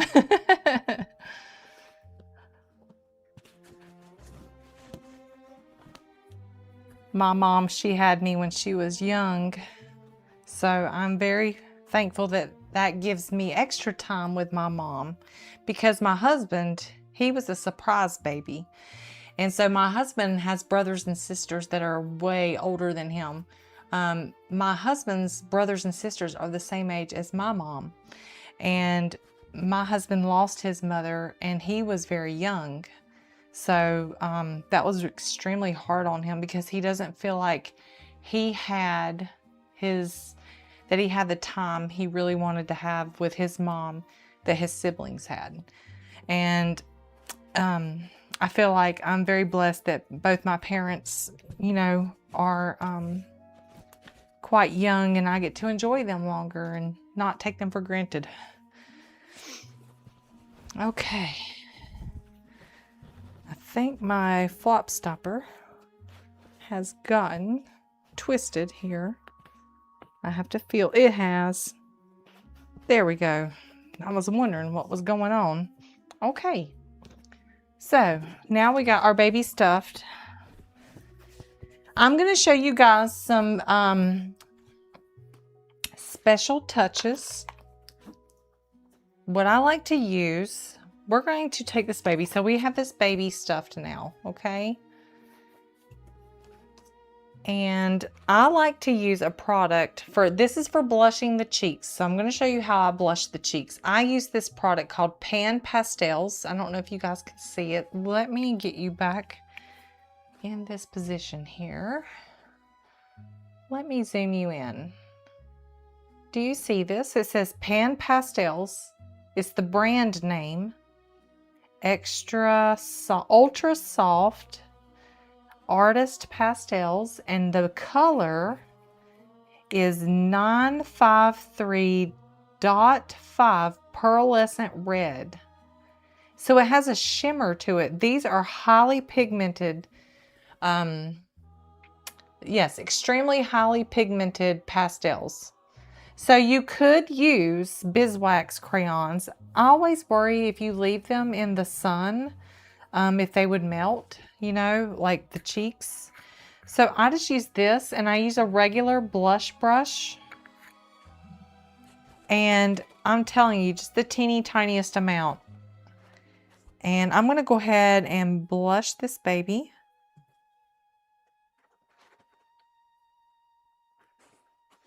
And it doesn't take much. And this is permanent. Highly pigmented, so they are made to be archival quality. And I have dolls that I've made years ago, you guys, and they still have their little blush cheeks. Hopefully this is showing up on camera. And you could even, if you wanted to, go ahead and blush around the little belly button, the knees or the hands, the ears. Let's go ahead and do the ears. I'm just going to do them lightly.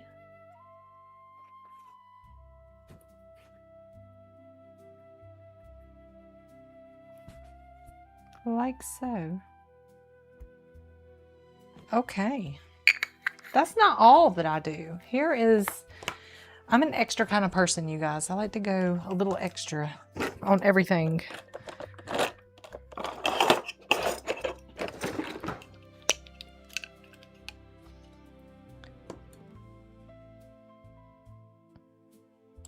Susan Ashworth says, I love pan pastels. They are superior quality and really fine. I agree. I love them too.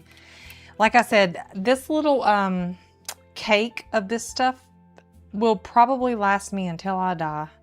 It is gonna last forever, and it's the perfect blush color. It works on dark colored fabric as well, really well.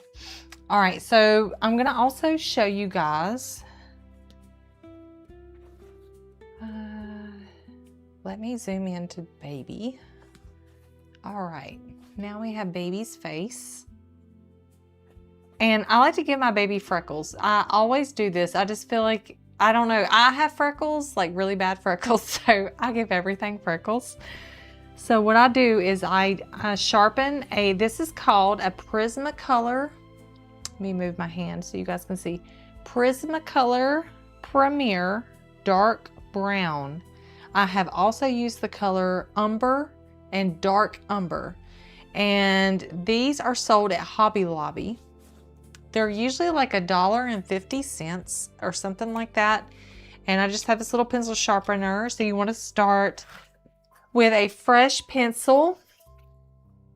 But then you want to make a dot. Okay, you want to take the dot off of it. You don't want it to be so sharp that it tears the fabric. All right, and what I like to do is touch the pencil to the doll's face, and I'm going to twist it like this. Instead of trying to draw a freckle. So if you just touch it to the doll and then give it a twist, it gives like the perfect freckle. And I always do 4 freckles for some reason. So now I'm going to come over here and I'm going to do it on the other side. And I'm actually using the fabric grain to get them even.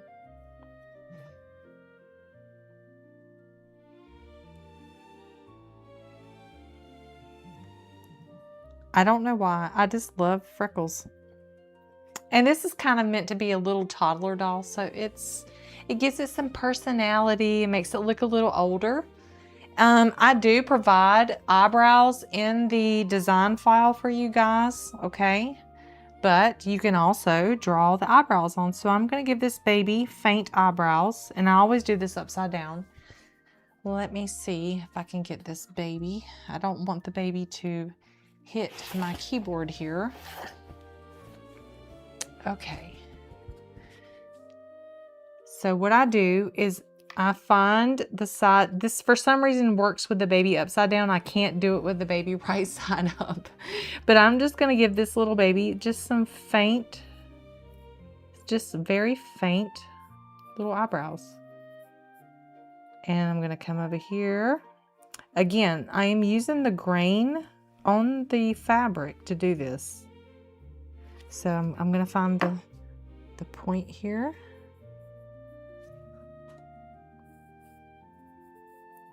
And don't put a lot of pressure until you feel like you have it. So you can faintly draw them and make them darker. And if your eyebrows don't turn out symmetrical, there's nothing wrong with that. It just adds to the expression of the baby. Now, I know that I'm going to put a dimple in this baby's ear here, so I'm going to go ahead and shade with the pencil on the ears too. Just a little bit. This color pencil pretty much works for everything. Okay, you guys, I know everybody has been waiting to see the wig put on the baby. Well, let me get my wig.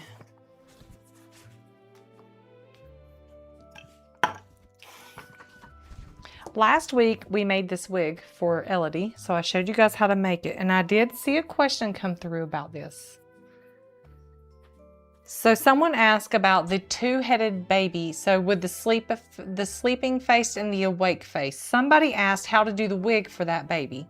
So the baby that has a face on both sides, you're just going to use the hairline from your wig. Let me see if I have, I know I kept it. My piece of paper. Yes, this shape. So your little wig shape, you're just going to trace that on both sides of the wig and cut it with the X-Acto knife. And that's going to make your baby basically have a hairline on both sides. We're not done with that little pencil that we just used, because I'm going to use it right now to help us sew this baby's wig on. So let me show you what I'm going to do here. I'm going to take the template for the wig. Okay. I'm going to lay it on the baby's head. And I'm going to put it at the ears so that I can make sure that the wig is not going to come down too far or cover the ears, right? I'm going to use this pencil and I'm going to give myself a guideline. Let me just make sure, I got the hairline on. Nope, it needs to be flipped to this side. So try to remember which side the hairline is on.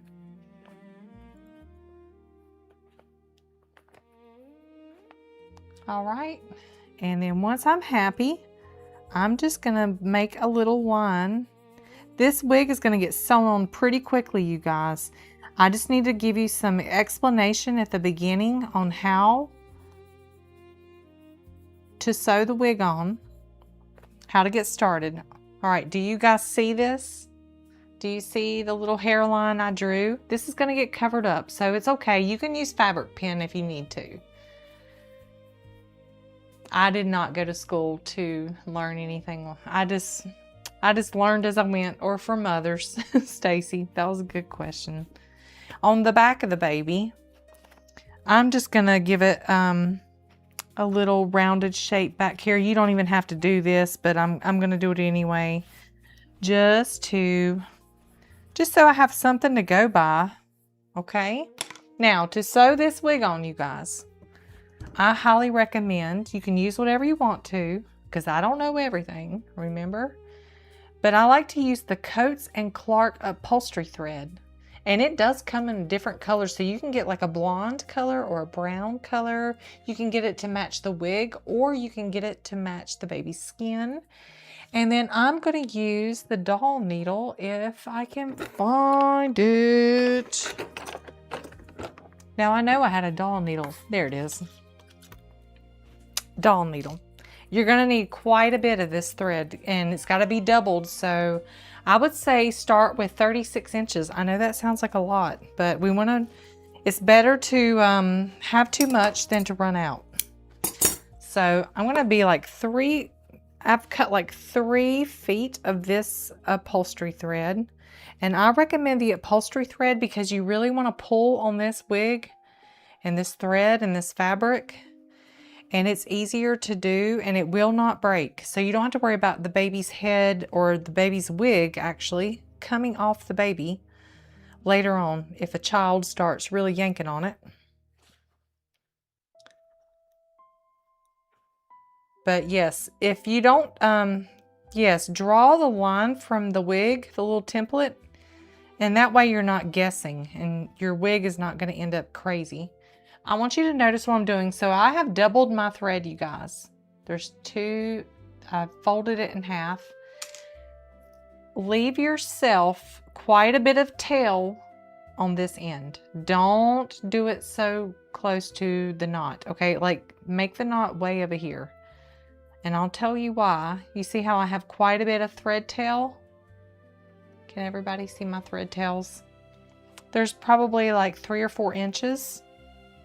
All right, so here's what we're gonna do. I'm not gonna sew this baby's tummy closed yet because I wanna make sure that we get to the wig, okay? I am going to, and we'll do the ears at the end. I'm gonna come behind this baby's head, right behind the ear, and I'm gonna come right here and I'm gonna take 1 stitch.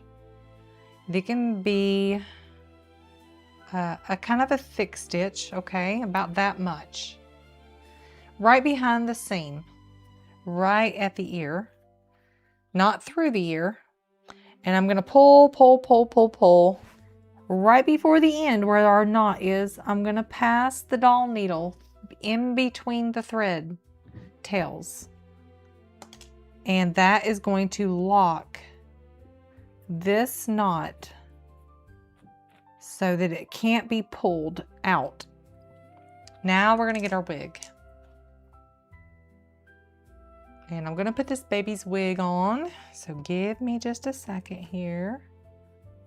This baby's gonna get crazy because I gotta put the wig on. So it's gonna be doing splits and all kinds of things. But now I don't have to be so careful because I marked where the wig goes on the head. Anything? No, I'm good. Thanks, babe. My husband was checking on me.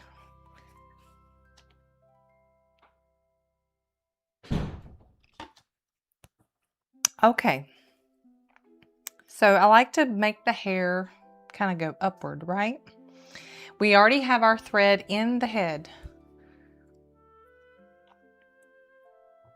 So now we need to go into the wig, and I'm going to go in the edge of this fabric, and I'm going to be taking big stitches, you guys. This is why we use the upholstery thread, because we don't have to be so careful with our stitches. It's going to be hidden. So I have taken 1 stitch into the backing of the fabric. Let me zoom in. So do you see how I went in? I went into the fabric right there and I came out right there.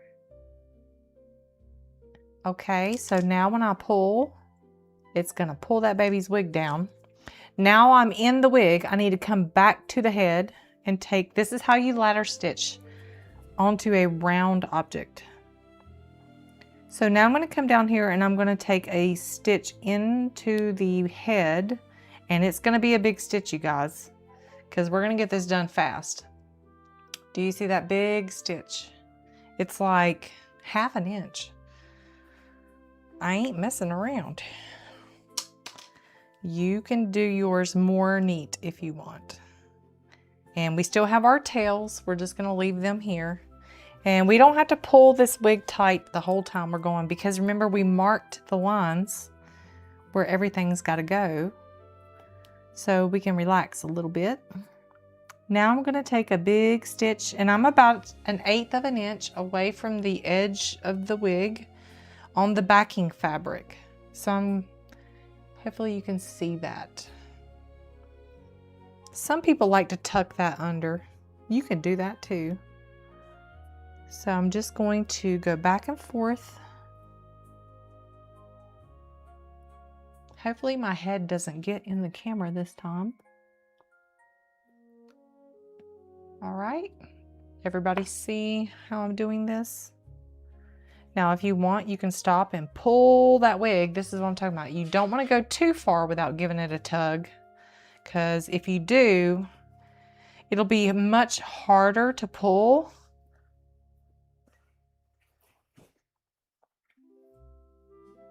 All right, where are we at now? We are in the baby's head, so I want to go up here to the wig and take a big stitch. And it got wrapped around the arm. And I'm going to come down here, take a big stitch. I'm going to start going really fast, okay? I'm just following the hairline and taking big stitches. You can be as neat as you want to. Some people will do this and then they'll go back and they'll tuck this edge under and stitch it again. I'm lazy. I'm lazy, you guys. Ow, I just stabbed myself. Every time.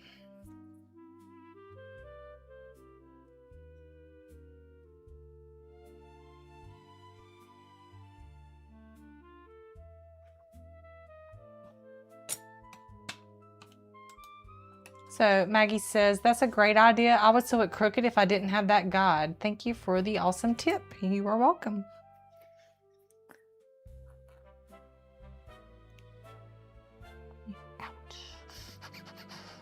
Ouch. Swanee, I think I stabbed myself every third time when I'm doing this. My husband, he'll hear me. I'll be sitting at my desk doing this and he'll be like, what is happening over there? Are you torturing yourself? Because some not nice words come out of my mouth, because it does not feel good.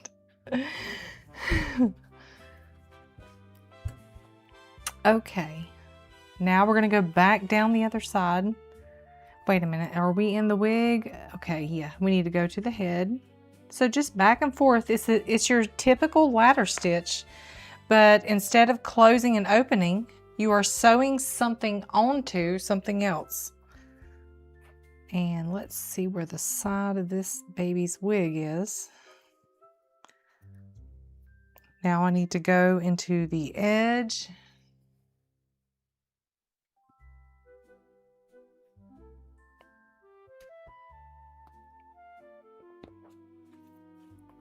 The back is a lot easier.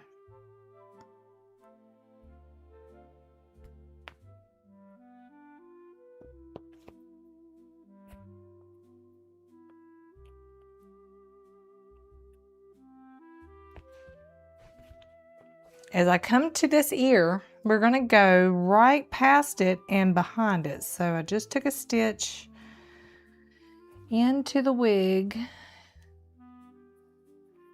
All right, let me see here.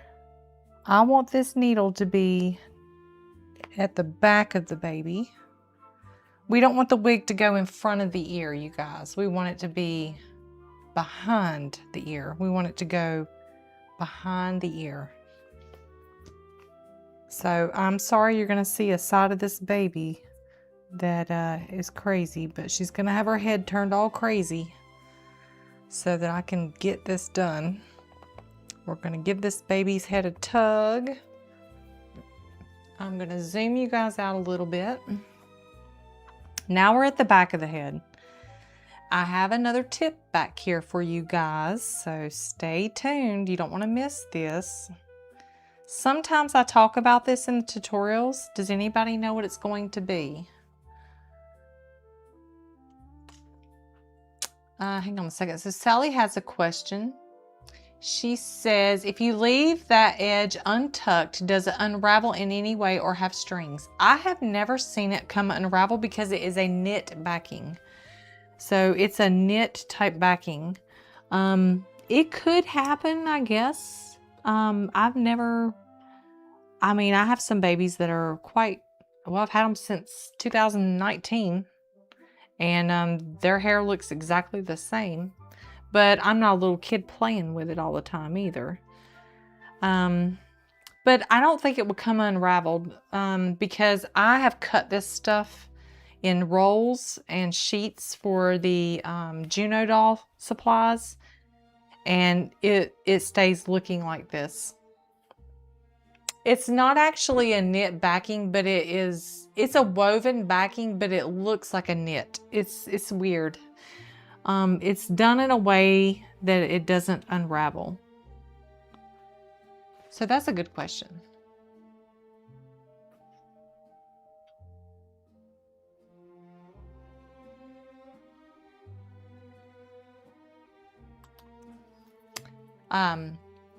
Ozzy Looney Girl says, or Oz Looney Girl says, me too, Becca. My sarcastic son always says, maybe don't stab yourself then.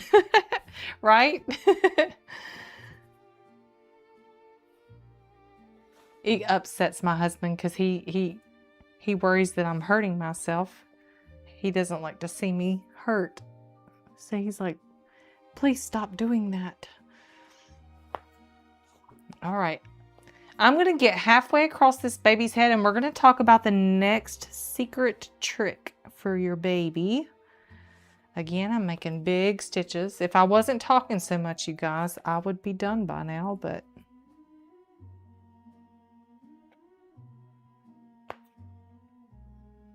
okay, I'm going to take one more stitch here. I'm sorry there's so much top-down footage tonight. I just feel like this is all like handwork that I'm doing here and it's important for you guys to see it. All right, let me get this baby up. All right, so we're halfway around the baby's back of the head and she is looking gorgeous. Like a little troll doll. All right, here's the trick. All right. Would you guys like to have a giveaway tonight? I want to show you my giveaway tool that I have been working on. And I have tested it. Me and my husband have tested it a bunch of times to make sure it's fair, it works properly. I'm just nervous to show it to you guys. But I would like your feedback. And I think we should have a giveaway tonight. What do you think? One giveaway? Would someone like to have a doll kit and get some fabric and wigs? Wig fabric. So tonight giveaway, what I would do, hang on a second. I have doll hair. Okay, so we are going to have doll jersey, a yard of doll jersey in your color. We have alabaster, which is this baby's color. And then let me guys show you the other colors. So this is the warm porcelain. This is alabaster. Alabaster, which is the lightest. Then warm porcelain, which is a little tan. Slight tan. She's a Florida girl. And then we have our sleeping baby, and this color is, I want to say it's the cocoa or the cinnamon. It's the cinnamon. Yeah, that's the color. Cinnamon tone. I'm not sure how much I have of this. I might not have that much. I might have enough to give away. We also have an ivory shell color, and it's like a pinky kind of flesh, just like a salmon tinted color. There's colors on the Juno Doll website. So you'll get a piece of fabric.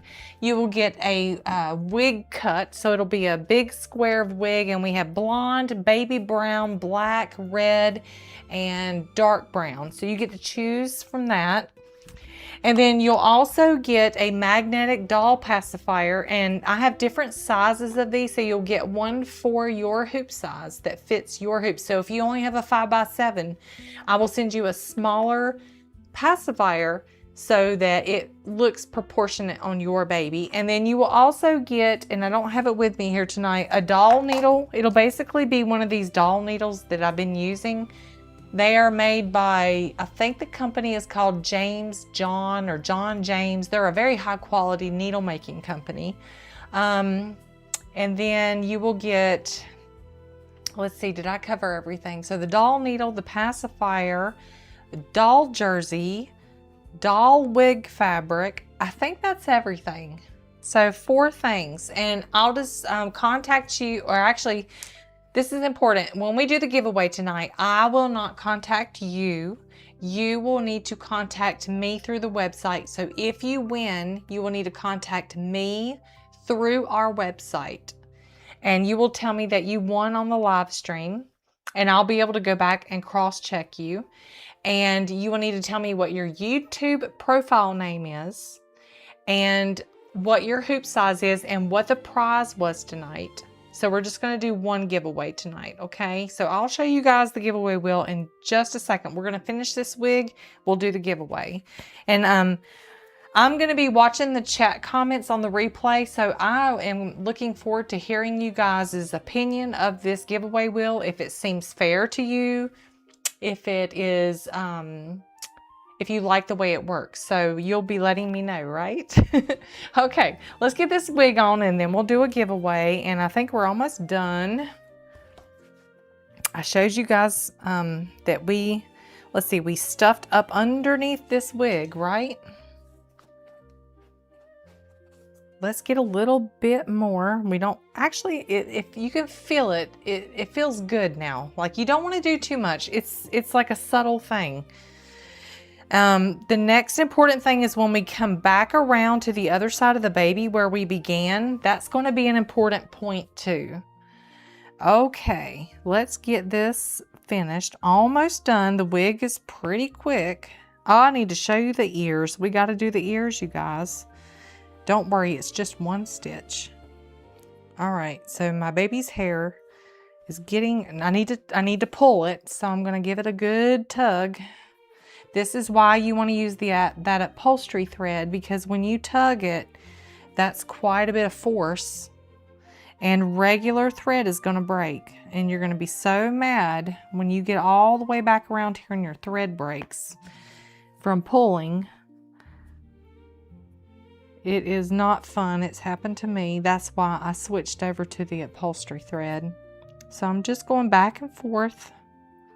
It looks like a ladder, right? Back and forth, back and forth. And then I'm just going to pull that wig down. We're coming around to the side here. It's going to get a little crazy as I try to reach inside here.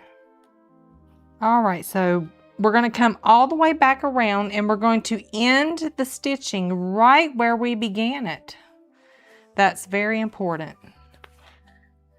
End the stitching where we began. So I'm going to take one more stitch after this. My needle is very long and my thread is very short. All right. Okay, we're back over here. I'm going to do one more stitch here. One more into the backing of the fabric of the wig.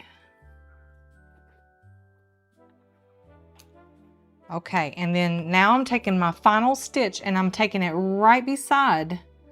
This needle is going to exit right where the very first knot began. If I can get it there. Let me zoom you guys in. I want you to see this. So here is our thread tail. and here is where we started stitching, okay?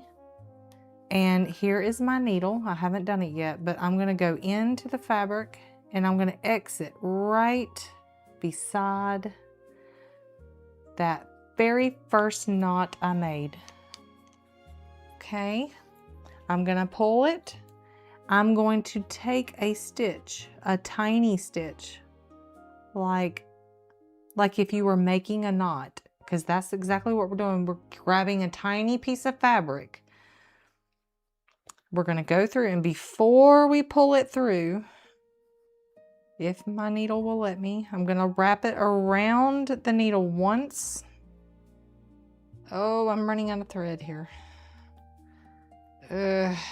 If that happens, I'll be so mad. All right, I got it wrapped twice around the needle. That creates a locking stitch. Now we pull it, okay? I'm going to take the needle. Let's zoom back out. Okay. I'm gonna take the needle and I'm gonna put it right beside the knot that we just made. We're gonna push it inside the baby's head and let it exit somewhere. This is called burying the tails. So the needle's coming out of the baby's cheek right here. This is burying the tails. And I'm just gonna give it a gentle tug. Where's my tweezers? All right, a gentle tug, and I'm gonna snip. And the thread tails are gonna snap back and go inside the baby's head, okay? I'm gonna get rid of that. Now, we still have to deal with these other thread tails, remember? We're gonna hide them too. So this is what I'm gonna do. I'm gonna take the needle, I'm gonna put it right beside those thread tails, and I'm gonna go ahead and poke it somewhere over here because these thread tails are so short, okay? So the needle is piercing the baby. It's going right beside the knot where I first began stitching. I'm gonna thread the needle. If my head is in the way, you guys, I'm really sorry. Ooh, get in there. Okay.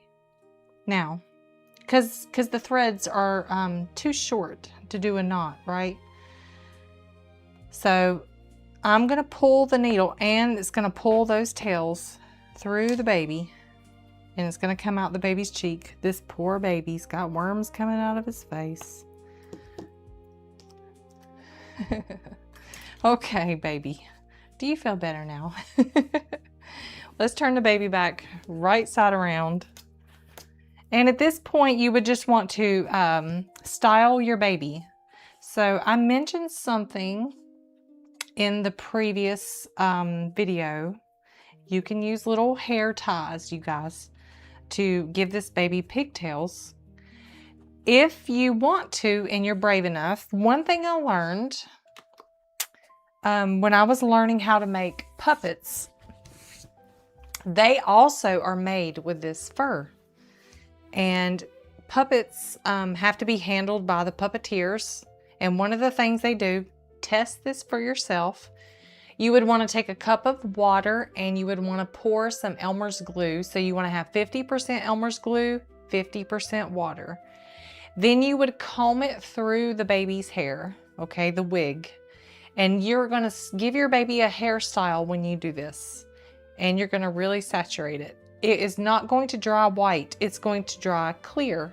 And it's going to keep your baby's hair and any stray hairs from coming out. This is what puppeteers do in Hollywood whenever they make puppets. And those puppets are going through really long filming sessions. They need the puppet's hair to stay nice looking. So that's something you could try if you wanted to. But test it on some scrap fabric so you can play around with it, see what the working time is. You're gonna want to let it dry, of course. But let's see if we have any questions, and then we're gonna do that giveaway. And we're gonna come back to our little baby in just a minute here. I have made a mess. Let's see. Let's see.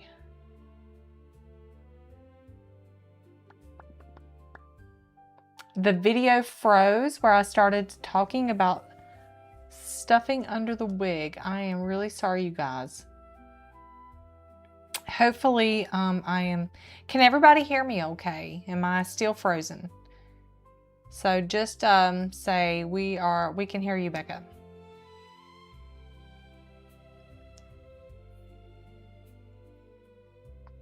I'm going to go ahead and say this. I'm going to show you guys the giveaway page, okay? Because I don't know how much of a delay that I'm working with tonight. So this is our giveaway wheel. So basically this is hand coded. And if you can see in the top left-hand corner, it says chat online. So what I want you to do is I want you to type #midnight, and I'm going to allow a space of time to pass, okay? Everybody needs to type in #midnight. It doesn't have to be case sensitive. It can be lowercase. You can use it in a sentence. You can capitalize just the first letter. There is no case sensitivity. You just need to do #midnight. And it should start putting you guys in the wheel, but it may take a minute because there's a slight delay. So I want to make sure that it is working. So far, I don't see any names appearing in the wheel, but like I said, we could be dealing with a delay. So I want to make sure I give it plenty of time.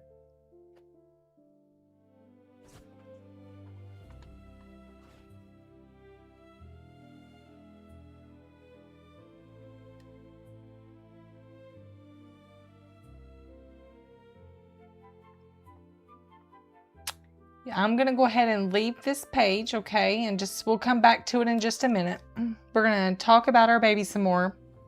If you see someone come into the stream and they're asking why y'all are typing #midnight, just tell them what's going on so they don't miss out on the giveaway. If it works, you guys. I think we're just dealing with a little delay. But so yep, this baby, I'm gonna get her dressed and I'm gonna show you guys. Now I did not stitch the side of her because that's just a ladder stitch. You're gonna do that by yourself. The ears, we do need to do the ears really quick. Let me pop here to show you guys the ears. We're just gonna do one ear. So let's see here.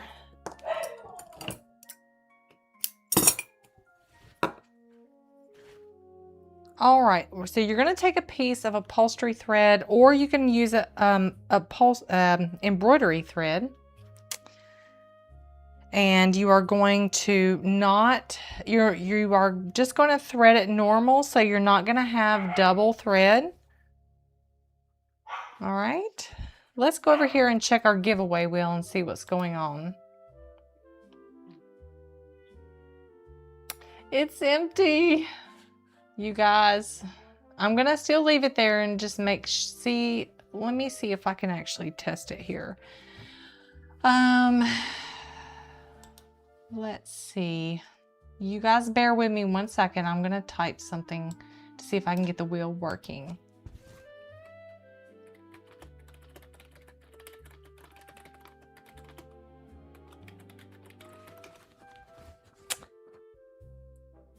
I might have to have you guys enter it again.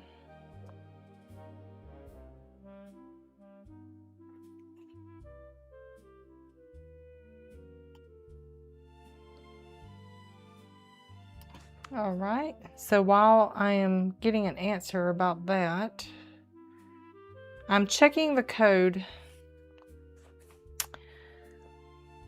All right.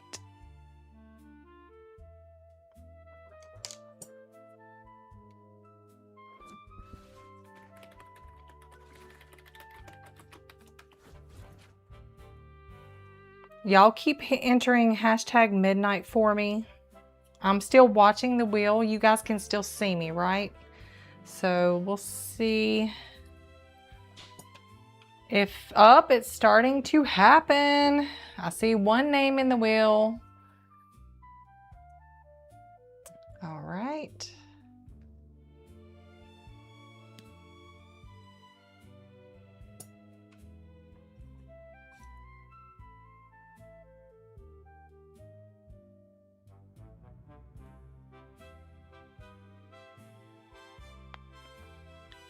I'm just watching it.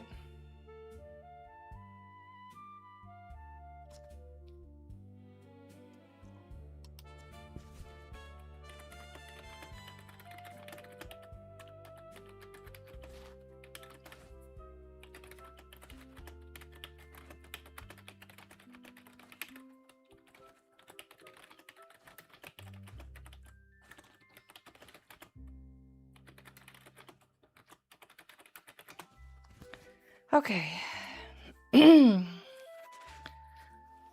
I just see one name in the wheel right now. What does it say? Does it say tester? User 3, user 2. I'm not sure what's happening. You guys, if it might not work tonight. So it was working earlier today. Me and my husband were testing it. I had up to 6 names and we were doing the spin wheel. We will find another way to do the giveaway tonight. Don't worry, okay? So I'm going to leave the wheel here. We don't want to waste time. So I'm going to come back over here. We're going to check it in just a minute. All right, let's do this baby's ear. All right, so this is the way I like to do it.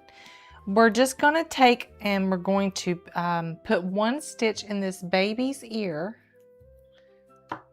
And I'm going to zoom you guys in a bit. And the way I like to start is I'm going to go in through the back of the head. Sorry. Sorry, you guys. I'm trying to see what I'm doing here too. So I'm just going to take... I have to think about this. All right, we're going to go this way. So we're actually behind the ear. Okay, and I'm going to come up through. We do not have a knot. All right, now we're going to go through the baby's ear. So now we're actually going through the ear. So you can pinch it. And we're going to the front of the baby. Okay. I'm going to turn this baby around.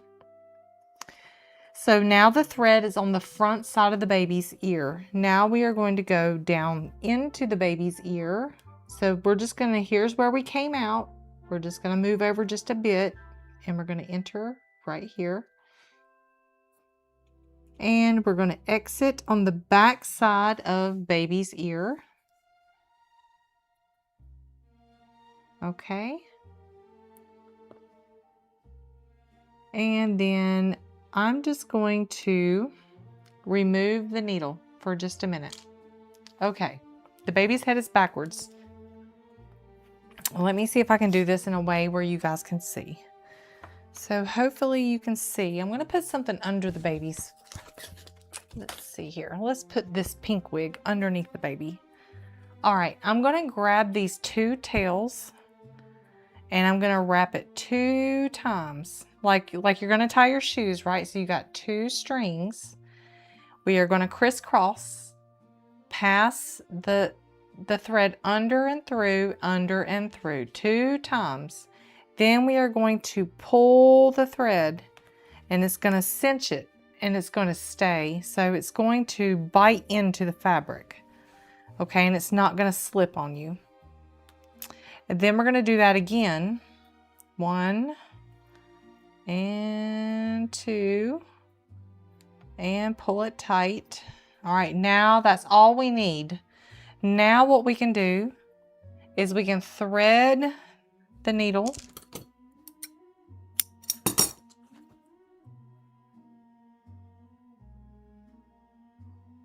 And we're going to bury the tails. So I'm going to enter the needle near where we made this knot.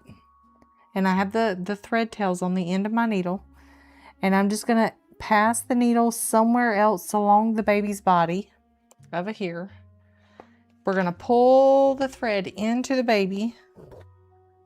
And that's going to bury the tails. And then you're going to pull it and snip. Okay, now, my goodness. Now we have 1 ear done, you guys. So I'm not going to do the other one. Let's zoom out and look at our baby. All right, now this baby just needs a diaper. I'm gonna show the baby's hospital bracelet. Let's, while I'm putting this baby's diaper on, let's go over to the giveaway and see if there's any more names in the wheel. Okay, you guys, I'm not happy with what's going on. So this is hand coded. It is written, a program written for the giveaway to give it this appearance. It is not weighted in any way. So like people who are subscribed to the channel, they don't get a better chance of winning than anyone else would. It's completely and totally random. But the wheel is not showing the entries, and I am super sorry about that. That's why I wanted to test it. That's why I didn't say anything about the giveaway tonight and the wheel until later, because I didn't know what was going to happen with this many people in chat. So I'm going to have to do some testing on it and see what happened for tonight, but we're still going to do a giveaway. Okay, so this is what we're going to do. And because there's a little bit of a delay, I'm going to hold off until I see, I will tell you when to go and when to stop. So let me just say that. I'm going to tell you when to go and when to stop. I am going to write a number on this piece of paper. I'm going to put it under the table and I'm going to write the number. I'm going to take the paper out. Okay. And I am going to write on this piece of paper something that you know that I did not switch the numbers. So I'm just going to do this. B for Becca. Okay, that's what it looks like.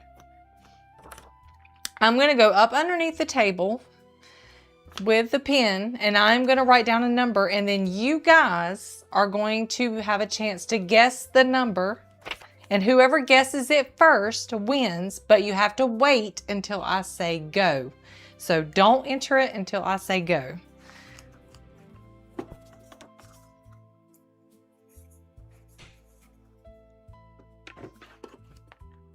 All right, so for the giveaway, I'm going to tell you what the instructions are, and then I will say go. When I say go, that is when the entries matter, okay? I am thinking of a number between 20 and 30. Whoever guesses it first wins. Go. All right, so I'm going to start watching the chat. Oh, that wasn't too bad of a delay. I will tell you guys when to stop, so keep going. All right, we have a winner, so I'm going to say stop. So please stop. I'm going to go back and I'm going to double check the chat and make sure who I thought won is the top winner. Let's see here. Let me make sure. I'm double checking because I saw who won, but I want to make sure. So I'm looking right at the chat here in my teleprompter, you guys. Okay. Oh my goodness, it's so far up.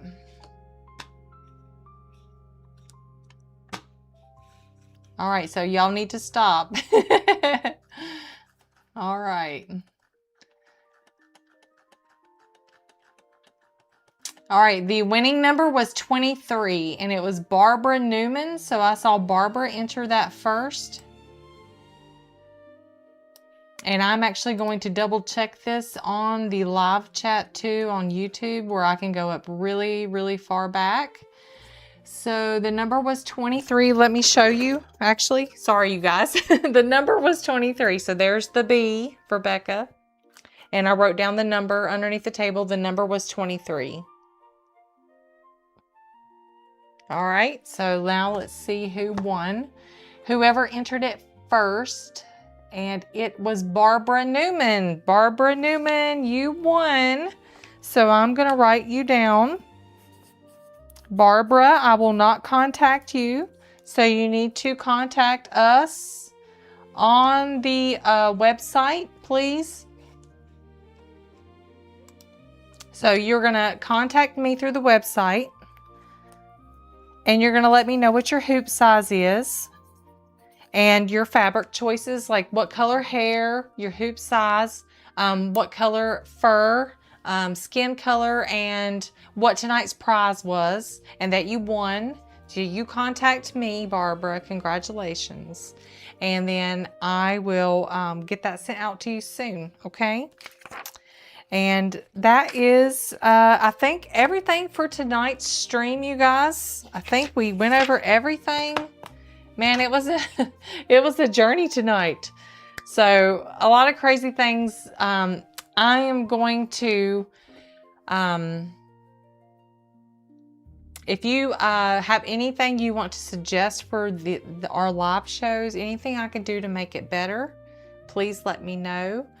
I have deeply appreciated everybody being here and spending time with me tonight. It's been a long night, so I'm going to let you guys go.